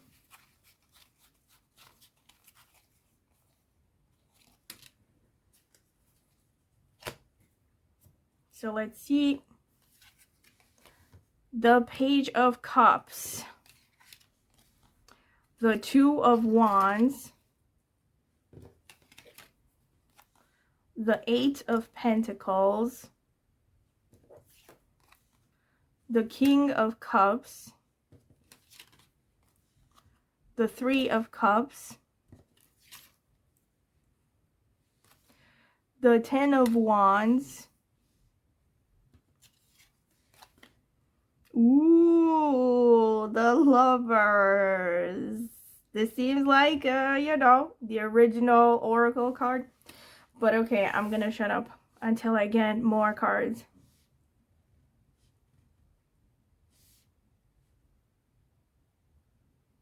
All right.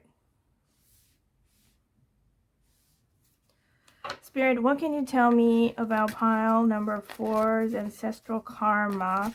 What ancestral karma do they need to heal in this lifetime?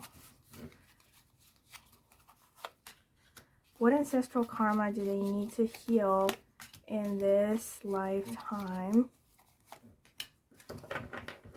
What ancestral karma do they need to heal in this lifetime?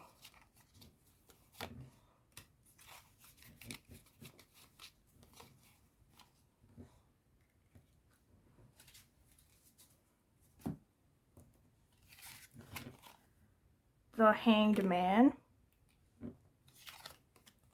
the King of Pentacles. No way! No way, dude. The Lovers again. The Page of Swords.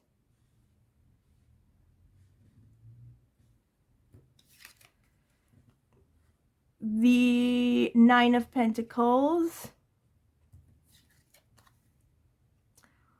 The Page of Cups again. You have it here as well. Oops. You have it here as well.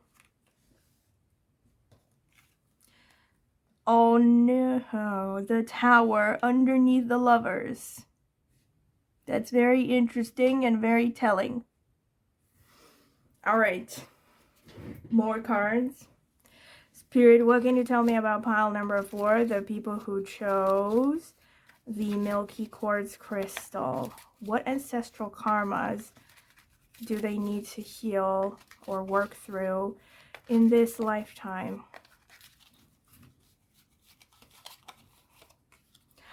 What ancestral karmas do they need to heal or work through in this lifetime?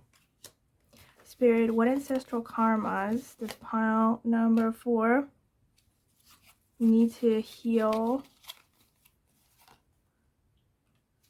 or work through in this lifetime?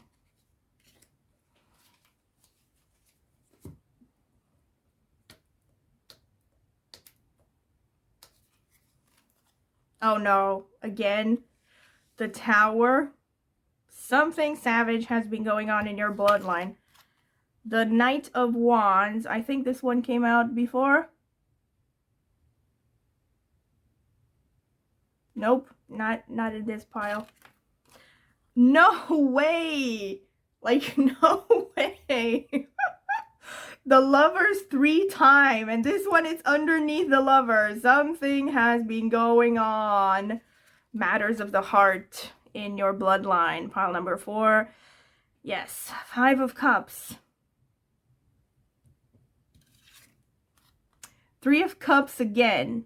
You have it again here. The 9 of Wands. I think this came out. No, it came out in the other piles, I think. Yeah, you have the 10 of Wands. I don't know if you have the... You don't have the 9 of Wands again. And the 3 of Swords. Wow. Look at this. This is a story unto itself already. A collapse of a relationship and a heartbreak. Oh, yes, yes, yes. You are the ones who are unlucky in love. Pile number 4. Or you come from a bloodline that has had a lot of heartache in matters, a lot of bad luck in matters of the heart. Because you have the Lovers 3 times. 3 times. There is no way that this is a coincidence. Like, look at this. And you have it one underneath the other. And here you have it in a storyline.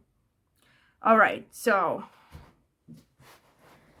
I need to stretch. So where do I start?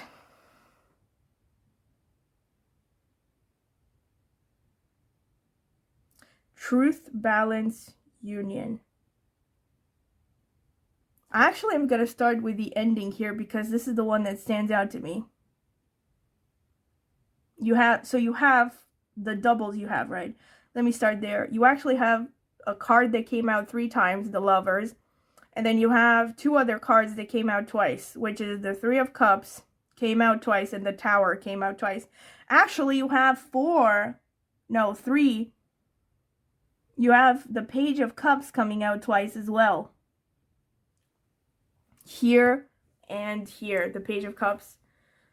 You have a lot of, like, a lot of strong messages. What can I say?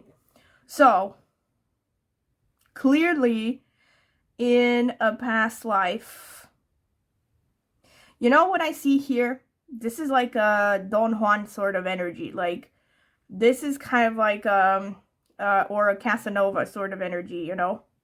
Now, I could be a little bit off. Let me see what else I pick up along the way.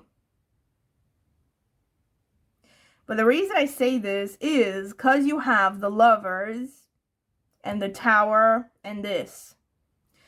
So, yes, to some extent, you have a pattern from previous lifetimes. And maybe this is like, again, this could be going on in your family. This could have happened maybe in your family way before you were born. Maybe you haven't heard about it, but especially if it resonates with something you've experienced already in your family, maybe a pattern of broken hearts, people falling for the wrong people, divorce, a lot of breakups, a lot of spectacular breakups, a lot of heartache, a lot of drama in relationships. Basically, this is the karma you need to heal. This is one of it, at least, that I pick up immediately.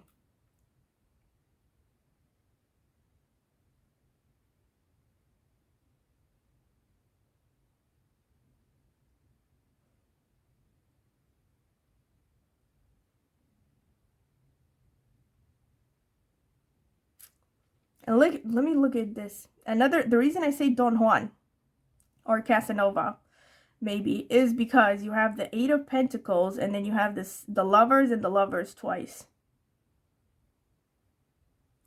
So this could be that in previous lifetimes you've had a lot of love affairs, or this is a thing going on in your family. You come from a respectable background with that 8 of Pentacles.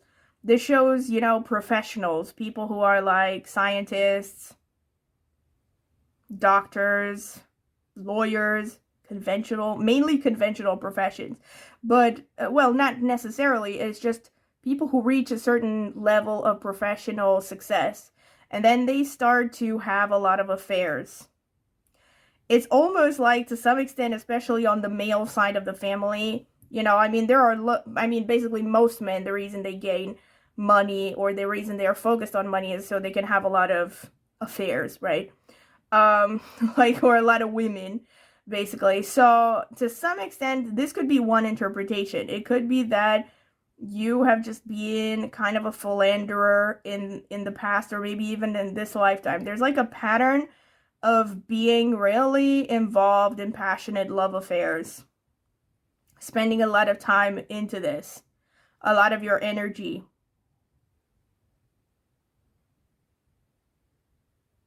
But another way that could be equally valid, and you can see how it resonates, maybe for some of you it's both, for some of you it's one of them. Another way to interpret this line here is that in this lifetime you are meant to pursue a passion project, basically pursue a career that you really love. That's what the 8 of Pentacles followed by 2 Lovers cards could show. A career in the arts, because the Lovers is connected to number 6, which is ruled by Venus. You know, see how this resonates again. But for some of you, especially since it also, like, I mean, God, this is so predictable, because the original card is about the art of seduction, and you have all this Lovers and Venus energy here. All right.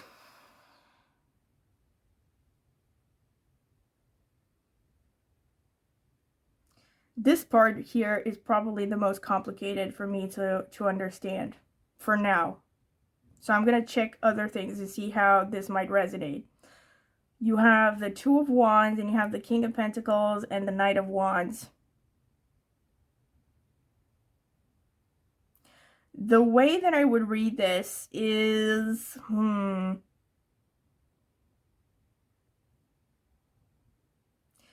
You are meant to, again, this really makes me kind of like a confirmation of this. Like, whichever the situation, all right? You are meant to pursue something you love in this lifetime. So you are meant to follow your heart in this lifetime and enjoy yourself. Okay? So no shade or anything. You're meant to experience passion on all levels, not just in romance, but with, again, pursuing the things you love, the things that make you happy and make you feel alive. And this is what the Knight of Wands here kind of represents to me. You know, it's like in the past, you have been stuck in your security, in your comfort zone, because the Two of Wands speaks of hesitance and prudence. And the King of Pentacles, again, is kind of like a, you know, someone who's very down to earth, earthy energy, you know, Taurus, Virgo, Capricorn. So this is not a person that likes to take chances. But then you have the Knight of Wands underneath, which actually shows you should be taking chances in this lifetime. So maybe in previous lifetimes, again, I think similar to pile number 2, if I'm not mistaken. So if you felt drawn to it, maybe check it out. Your ancestors have sacrificed their passions for what felt right, what felt financially secure and responsible to do with respect to their family inheritance as well. And now, in this lifetime, you are meant to go a little bit crazy. I mean, just a little bit. As in, you know, you are meant to pursue your heart's desire. Whether that is a relationship, I definitely think for most of you, with all this lover's energy, you have a strong Sun-Venus energy, maybe. Definitely strong heart chakra. But also, I think, with respect to Vedic astrology, you have connections between the 5th house and the 7th house. In other words, love, marriage aspects. So you are meant to marry someone that you naturally fall in love with. And it's supposed to be a mutual thing. And now, here's another line that is interesting. You have the 3 of Cups and the 9 of Pentacles and the 3 of Cups again. Material gain here. I mean, I envy you because, I feel like your path, more than any other so far, it's like your karma in this life is to just enjoy yourself as much as possible. You are meant to reach a point of financial independence, but don't forget to enjoy yourself, especially with people you care about, your friends, you know, sharing is caring, that kind of thing. Being generous with your time and your resources. And also enjoying the process, you know, not just being hyper-focused on results, but enjoying yourself every day, every step along the way.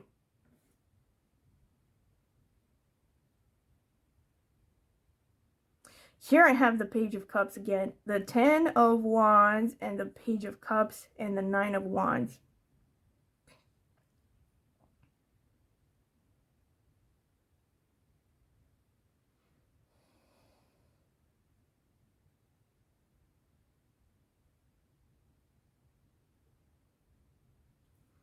Yeah, I see what this is about. In the past, you were afraid to ask for help. And this is probably already, like, maybe early on in your life, this is your natural tendency. You know, you feel like you have to do everything on your own without a lot of support. But you find, actually, as you get older, that if you learn to develop your emotional intelligence and your intuition and your ability to put yourself in other people's shoes, you can actually get help for things. And your defenses will start to lower as you learn to trust other people. And this will help you overall in life.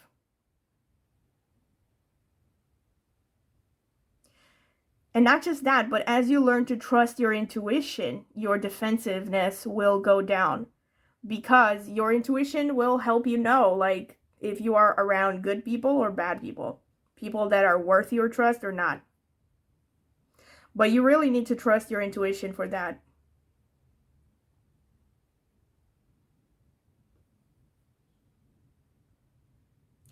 Let's look at this now. You have the King of Cups, the Page of Swords, and the Five of Cups.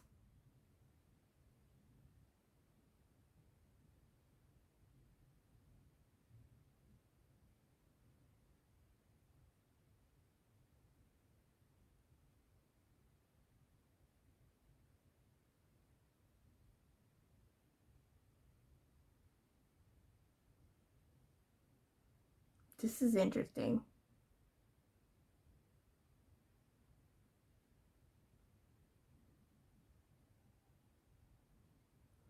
So I feel like your nature is that you are pretty sensitive, pretty emotional. And as a consequence of that, you get very easily emotionally hurt. See, this is probably what this line has to do with, actually. This is not just about heartbreaks that you have gone through in this life. This is like talking about transgenerational trauma.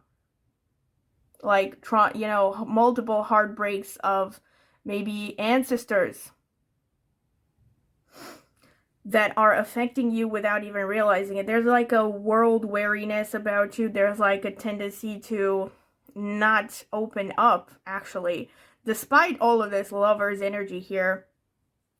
Again, for some of you, this could just manifest in, you know, you choose to put all your romantic energy or your passion into your profession, and you might have trouble in relationships.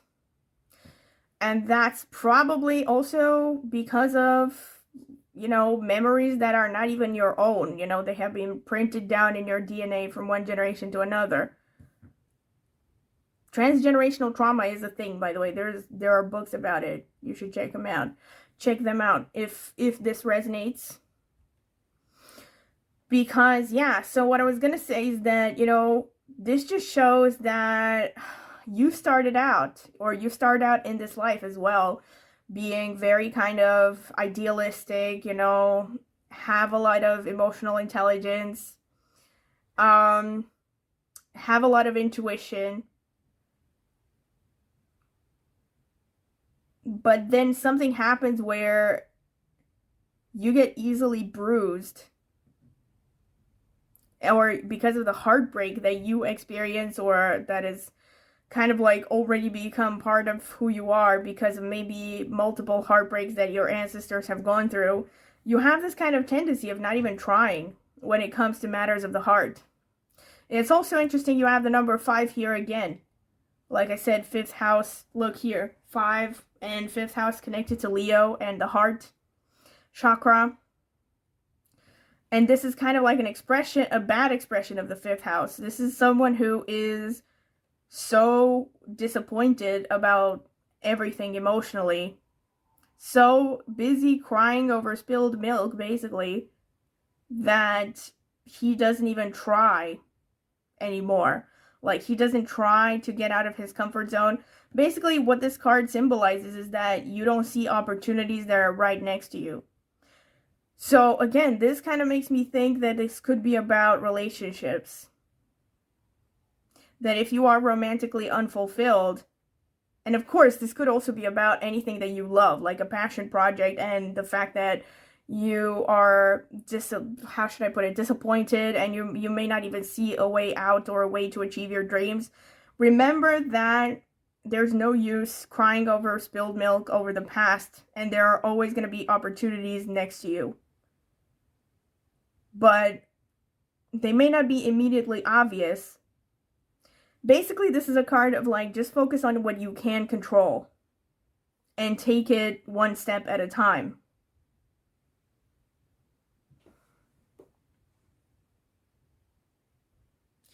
And now let's get to this one, because you have the Page of Cups.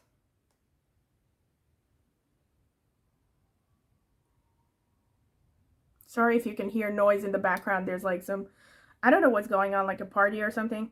Anyway, Page of Cups and the Hanged Man and the Tower. This is like, I want to get confirmation. I mean, sorry, I want to get clarification. Spirit, can you please clarify the Hangman? Ow. Spirit, can you please clarify the Hangman?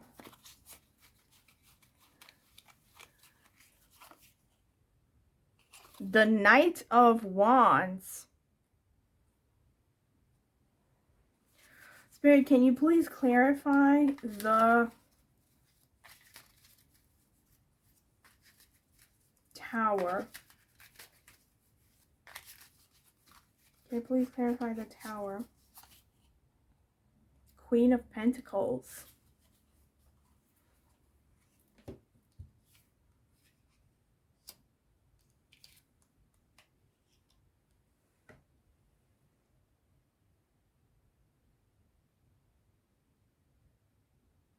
You have the Knight of Wands here as well.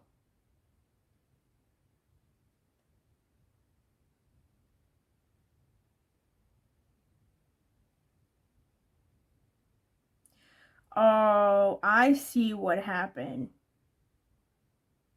This makes a lot of sense now.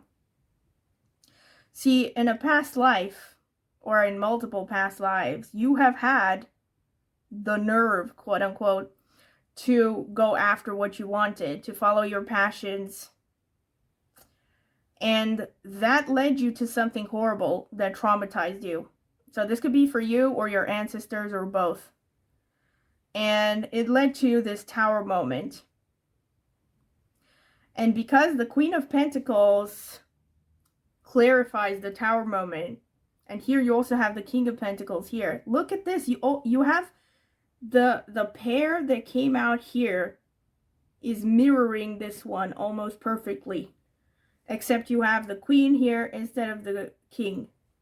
But you have Pentacles and you have the Knight of Wands here and here. So, this is what happened in a past life. You were attacked. Maybe you went through something absolutely horrible. Like, this could be, I don't know, shit. Maybe you opened a, I don't know, you opened a store in a past life somewhere and people burned it down to the ground because they hated you.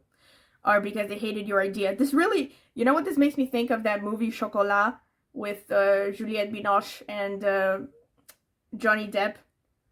You know, where she opens a chocolaterie in this small town village where people are super Christian, and she opens this chocolate shop, I think during Lent, and the whole town kind of shuns her and gives her crap and tries to put her out of business, you know? Something like that, but like potentially much worse has happened to you.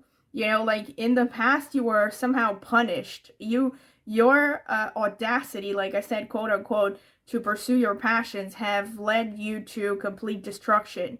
And eventually, after the destruction, your only choice was to go back to the Queen of Pentacles, which was to take the safe way, you know, to take the conventional approach after you were bullied into submission.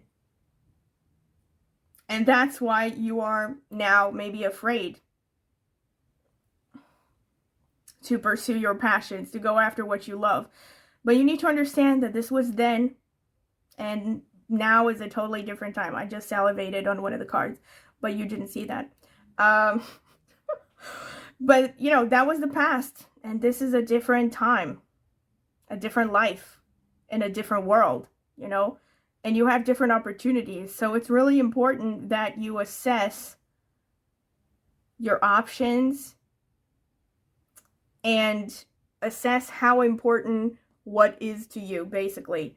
You know, like, is it more important for you to stick to the tried and true, or is it more important for you to just pursue your passions and your happiness, irrespective of what society thinks of you or what your family thinks of you, right? So like I said, actually this goes for everything. This goes for your professional life. This goes for your romantic life as well. You know, I definitely think there could be dramas, especially in your life, connected to these topics. Like, you could be falling in love with people who are, you know, who your parents don't approve of. And, you know, you might be pursuing careers that your parents don't approve of or that society doesn't approve of, something very unconventional. But your path, your way to healing karma is to pursue your passions in this lifetime. And especially if you have any creative talent, ideals, stuff like that, creativity, this is a good time to enjoy things. This is, I mean, as in your lifetime, during this time, this is about enjoying yourself, you know, pursuing your creativity, creating beauty and harmony. This is why you have, let me see. Yeah, you have balance, union, truth. And definitely part of your path is to have a healthy, passionate, romantic relationship with someone you truly love and truly loves you back. So this is pretty much what I can see for you, pile number 4, and I hope that you have enjoyed this because, again, I thought it was very interesting. Definitely a lot of strong messages. I don't think, yeah, you're the first pile that has had the same card come out in every deck. So congratulations. Like, Spirit really wanted you to hear this. Alright, so if you have liked the video, do not forget to like and subscribe. It will only take a second and it is free. And also, if you want to see when I post a new reading, please click on the notifications bell to see when I post a new tarot reading on my channel. And if you are interested in a private tarot reading or an astrological reading, because I do astrology readings as well, I'm going to be linking my astrology channel and contact information in the video description. I also have linked reviews for private tarot readings that I have given in the past. And also, please comment in the comment section with any feedback you would like to give, anything you would care to share.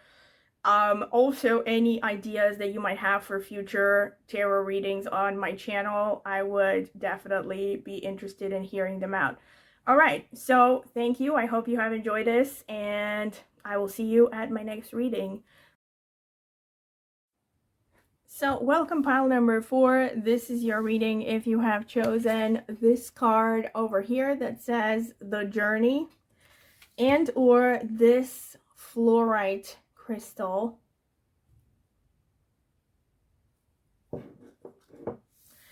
Alright, so this is going to be the shuffling phase, and of course I'm going to add timestamps. You can skip to the interpretation if you don't want to sit through the shuffling. Spirit, tell me, what ancestral karma does pile number 4 have to heal in this lifetime? What ancestral karma does pile number 4 have to heal in this lifetime?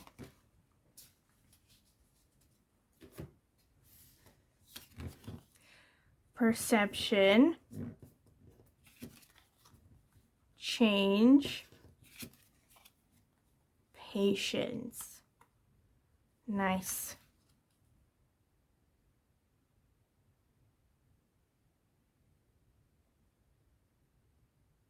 Alright, so let me read the description for the Oracle card with the number 19.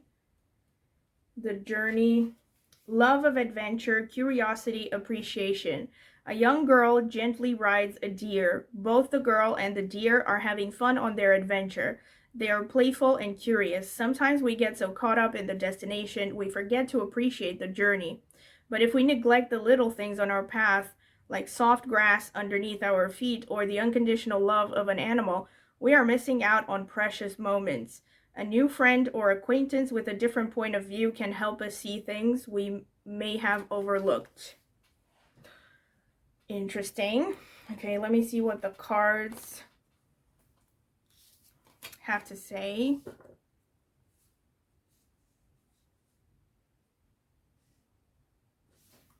Spirit, what can you tell me about pile number 4? What ancestral karmas do they need to heal in this lifetime? What ancestral karmas do they need to heal in this lifetime?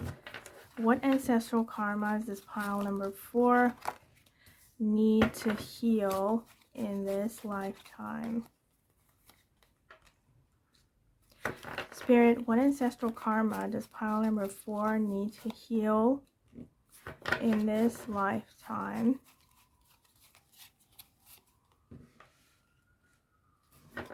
What ancestral karma does pile number 4 need to heal?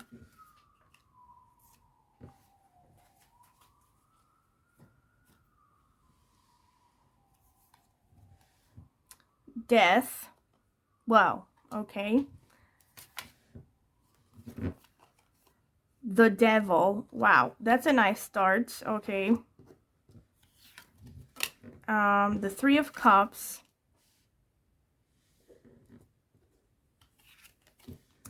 The Queen of Wands. The 3 of Pentacles.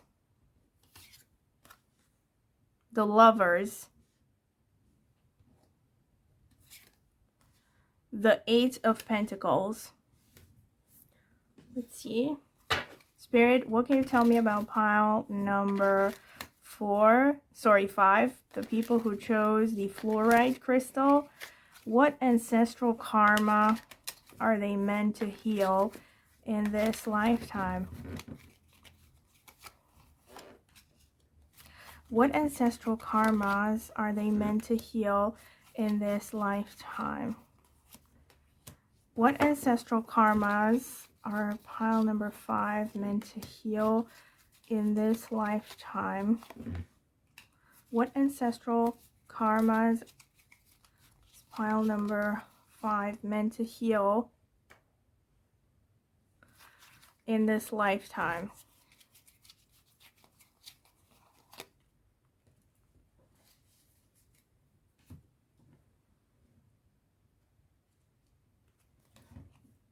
The King of Wands. So you have the Queen of Wands and the King of Wands.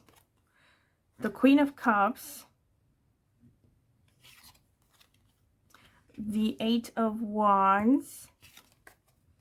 The World. The Devil again. Naughty, naughty. The 6 of Cups. The 7 of Cups. Spirit, what can you tell me about... Oh, come on, I can't. Alright, you have the 6 of Swords and the Chariot. You watch them. If they are meant to appear, they're gonna come up again. Help me choose the right card, Spirit. What ancestral karma is pile number 5 meant to heal in this lifetime? Help me choose the right tarot cards. What ancestral karma is pile number 5 meant to heal in this lifetime? What ancestral karma is pile number 5 meant to heal in this lifetime? Come on. I wanted to get this one. Okay, I'm gonna reshuffle. Interesting. The 6 of Pentacles again. Okay, I'm gonna reshuffle. Spirit, what ancestral karma is pile number 5 meant to heal in this lifetime? Help me choose the right cards.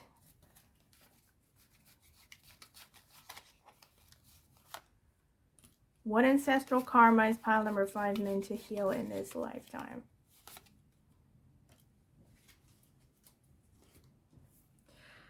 The Queen of Pentacles. Did this one come up again? I don't think so. The Chariot again. Bruh. Did you see that it fell out and then I put it back and I said if it's meant to come up, it will come up? Well, it did come up. Oops, sorry. The Page of Wands. The 7 of Swords. The Queen of Cups again. Wow. Do you see this? Okay, I'm gonna shut up. Wait, I'm gonna get the 9 of Swords. The 4 of Pentacles. Did you see this? When some cards fell out, this was among them. See? I told you, when you're not sure, put the cards back in and then reshuffle. And if it's meant to come out, it will come out. Yes, so pile number 5. Strong messages, very strong messages. Yes. That's what I wanted to say. So you have, look at this. Look at this symmetry here. You have the Devil and the Queen of Cups underneath. Here you have the Devil and the Queen of Cups underneath. Look at the symmetry. You have the Queen of Cups, the Queen of Cups. Yeah, like I said, so the Queen of Cups and the Devil came out twice. But then you also have, I think, you had another one. No? So the Queen of Cups and the Devil are the 2 cards that came out twice. I'm not sure if any other card came out twice. No, I don't think so. So, you, first of all, look at this. You have Death and you have the Devil twice. A lot of Scorpio, Saturn energy. A lot of Mars, K2, Saturn energy. 8th house energy. And change here is going hand in hand with the Death card. This life for you is about change, patience, perception. Something about perception.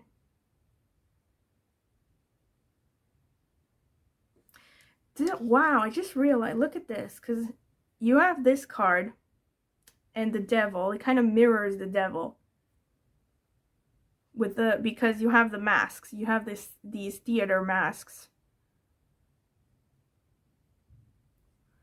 So I'm gonna hold that thought.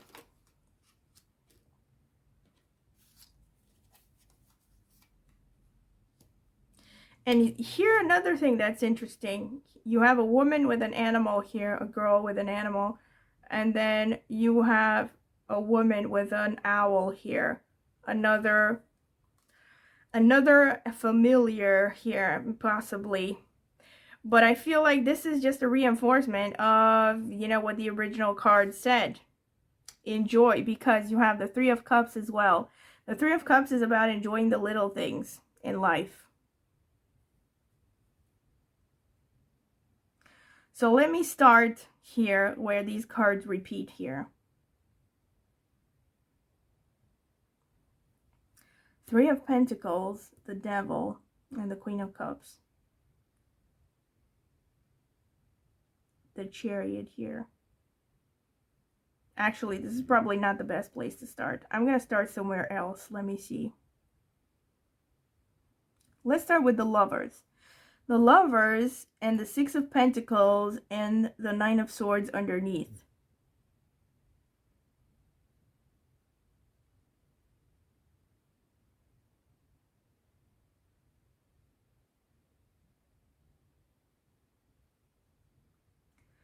So in this lifetime,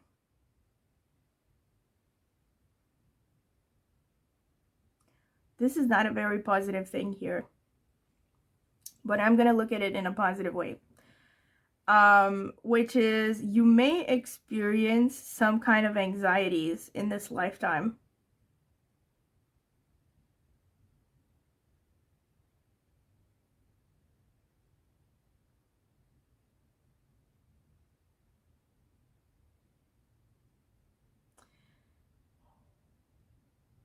On account of your generosity.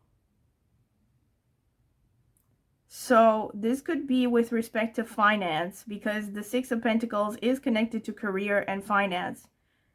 But it could also be connected to relationships. You could be the kind of person that gives a lot to others, but you may feel unsupported emotionally.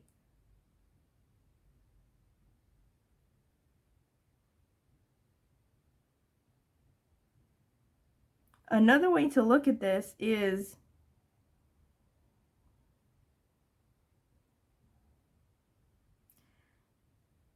material success will bring anxiety for you, which I know it sounds kind of weird, but you know, there are some people where the more money they have, the more stressed out they are because they don't know what to do with the money, or they might be stressed out because I mean, you might be someone who is meant to experience wealth in this lifetime. This would really make sense because you have a lot of this Saturn 8th house energy. 8th house is also, to some extent, I mean, don't get me wrong, you will experience ups and downs.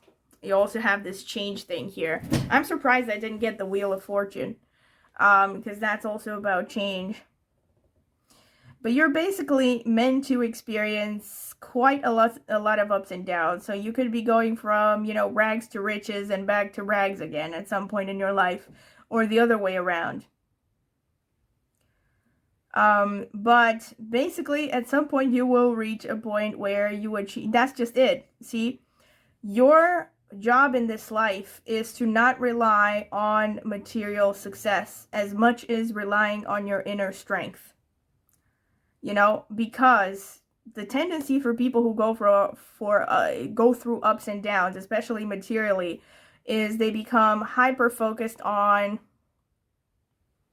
gaining a lot of money, right? A lot of money, a lot of material success, focusing on their career. And the truth is that nobody tells you, but I know from astrology, that if your karma basically says you are not meant to get wealthy, or that your karma is that you're gonna go through a lot of ups and downs in this life, no amount of money is gonna protect you from that. So the best course of action is actually to strengthen your inner self, your innate faith in yourself, cultivating your fortitude, your inner strength, your confidence, you know, getting to that point where you feel like, you know, even if I lose everything, let's say, I will be fine. I will eventually get enough money back, or I will rebuild myself back like a phoenix from the ashes. That's how I would read this. And I'm pretty sure that this is the way it should be read. And you have the Lovers there, which to me kind of feels like you fall in love with money. So it's kind of like I said, there's a warning not to fall in love with money, basically. Don't let money become your only passion in life. And that's actually reinforced here by the Four of Pentacles. I only realized just now. This is even more of a confirmation of what I said. You have the Eight of Pentacles and you have the Seven of Cups, which speaks of, look at this, illusionary success. This is what the card writes. Seven of Cups generally has to do with illusions, right? And you have the Four of Pentacles underneath. So again, there's pretty much the same pattern of believing, you know, if I focus all my energy on building a career, building skills, learning about investing, learning about finances, you know, just pouring all my energy, most of my energy into my material success, that I will gain a lot of things, right? That I will eventually feel safe and I will gain all the security that I need and everything that I want, and that basically money is going to bring you happiness, but it's an illusion. And this card especially speaks of you turning money into your religion, right? Almost. And this could be, again, for you, or it could be multiple people throughout your bloodline that have maybe even imbued you with this belief that money is God, right? And there's this energy just says that you are so stingy and you're clinging so much to money that you don't really care about much else, right? That's pretty much what it says. And don't let this, the warning of this card is don't let money become your only purpose in life, because it's not going to lead to happiness. Another way to actually look at this is, for some of you more specifically, is you might be so stingy that you don't even want to share your finances with your romantic partners. One way to literally interpret this is that you might actually be stressed out when you share finances. You know, like even giving gifts or something, you're afraid of every penny that leaves you. I mean, see how this resonates, but I definitely think for some of you this could be extreme stinginess here. And this tendency to basically turn money into your main goal in life.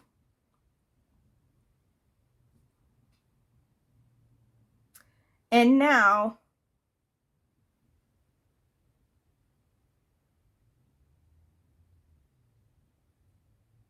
let me get here. The Death card and the King of Wands and the Queen of Pentacles.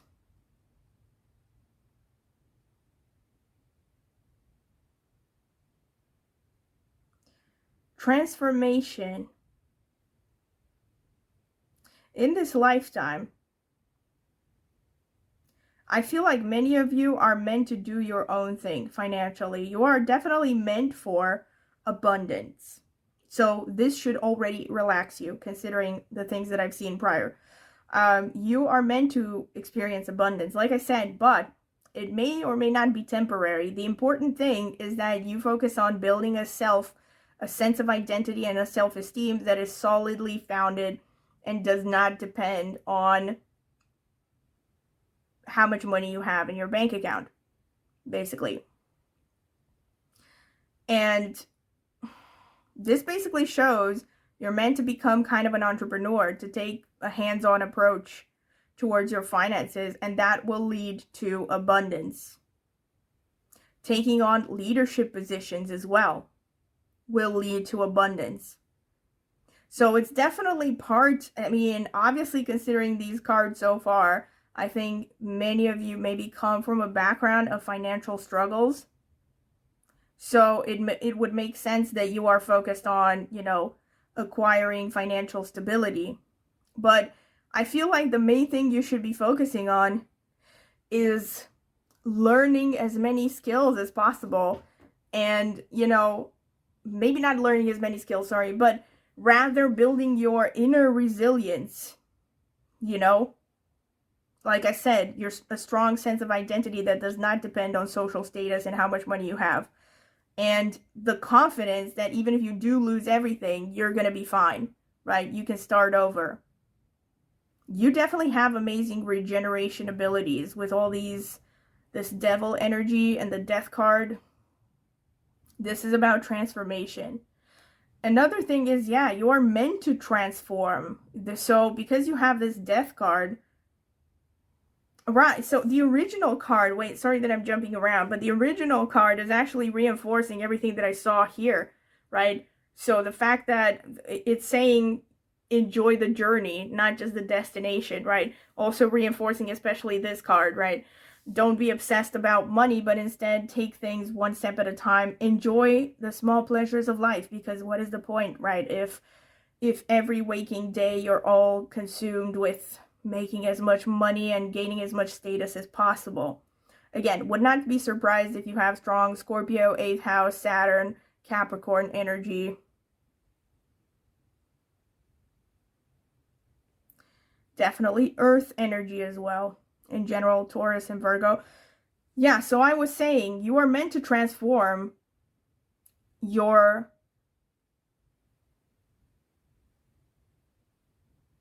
collective experience when it comes to money. And so at some point you will figure out how to create abundance. Maybe you have already figured it out. That's what these cards are about. Then going to the Three of Cups, and you have the Eight of Wands and the Page of Wands. Oh, don't hesitate. That's the message here. If you have opportunities, don't hesitate. If there are opportunities for creativity, social engagement, parties, celebrations, don't hesitate to take those opportunities to enjoy yourself. What this shows, the Eight of Wands, is that you actually have the ability to achieve what you want, whatever you focus your energy on. This just shows that energetically the path is clear for you to manifest whatever you focus on.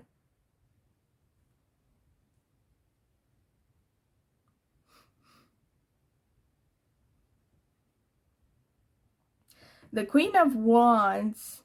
Oh my God. Are you seeing what I'm seeing? Look at this. Look at the symmetry here. Unbelievable. So basically your original card is basically the Queen of Wands, kind of. I mean, it's mirroring this energy. So the Queen of Wands is about being fiery and passionate and following your passions and being a leader, like the King of Wands as well. But the Queen of Wands also speaks of having a shadow side, maybe a part of you that is self-sabotaging. You have the Queen of Wands and the World and the Seven of Swords.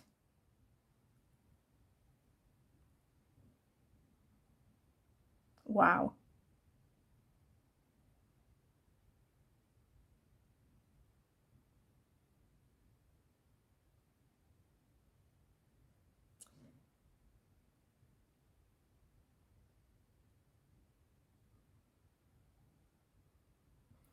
So part of your karma is, first of all, learn how to work smarter, not harder. Because of the Seven of Swords energy. Normally, this could also have a negative implication, but I don't see it. Like, in this context, I don't see that. I see, basically, Spirit is telling you the world is open for you once you take leadership, once you take the bull by the horns, but also once you deal with your shadow side and that self-sabotaging area of your mind.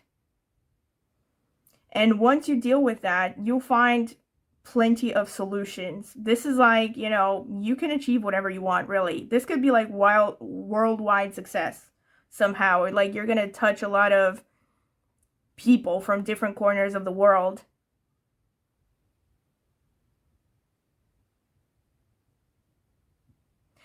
And this could also be for some of you, like, you're part of your journey in this life is actually to just... And the journey, literally it's called the journey, traveling. Part of your karma in this life is to travel. Like, maybe you come from a bloodline where people haven't gotten to travel for a long time or something. Again, this could also go hand in hand with the idea that maybe there was a poverty consciousness going on in your family. So part of how you're going to heal your ancestral karma is to travel.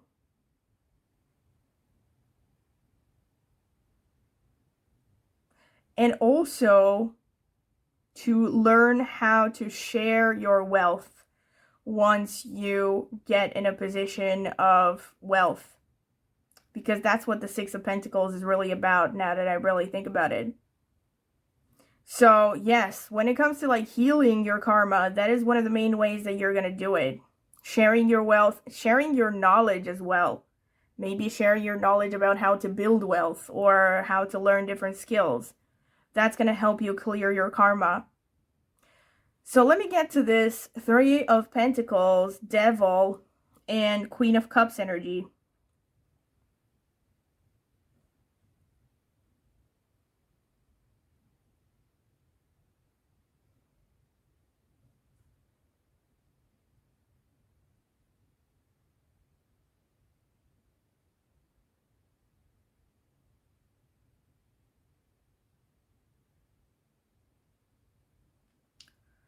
Part of your karma, and this could sound really specific, part of healing your karma is learning how to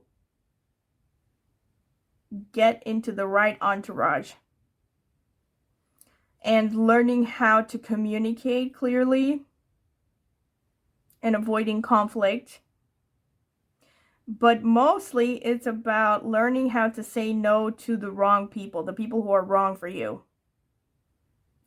This makes me feel like in the past, you could have gotten in a line of work that was destructive to others. And again, this makes me think, again, could be drug dealer, could be, I don't know, pimp, Like, could be a lot of things, because the devil speaks of addictions, and it comes out twice in your card layout here.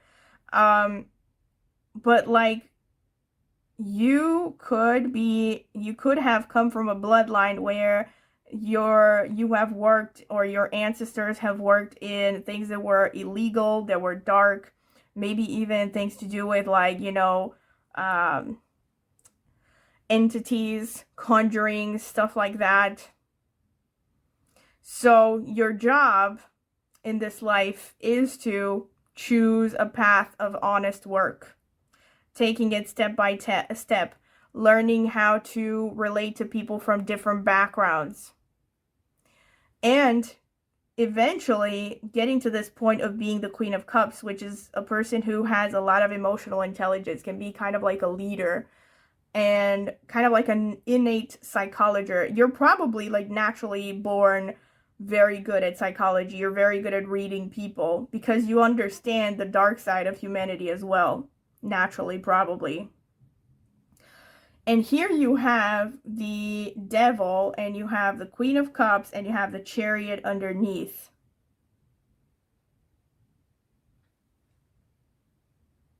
This is really interesting.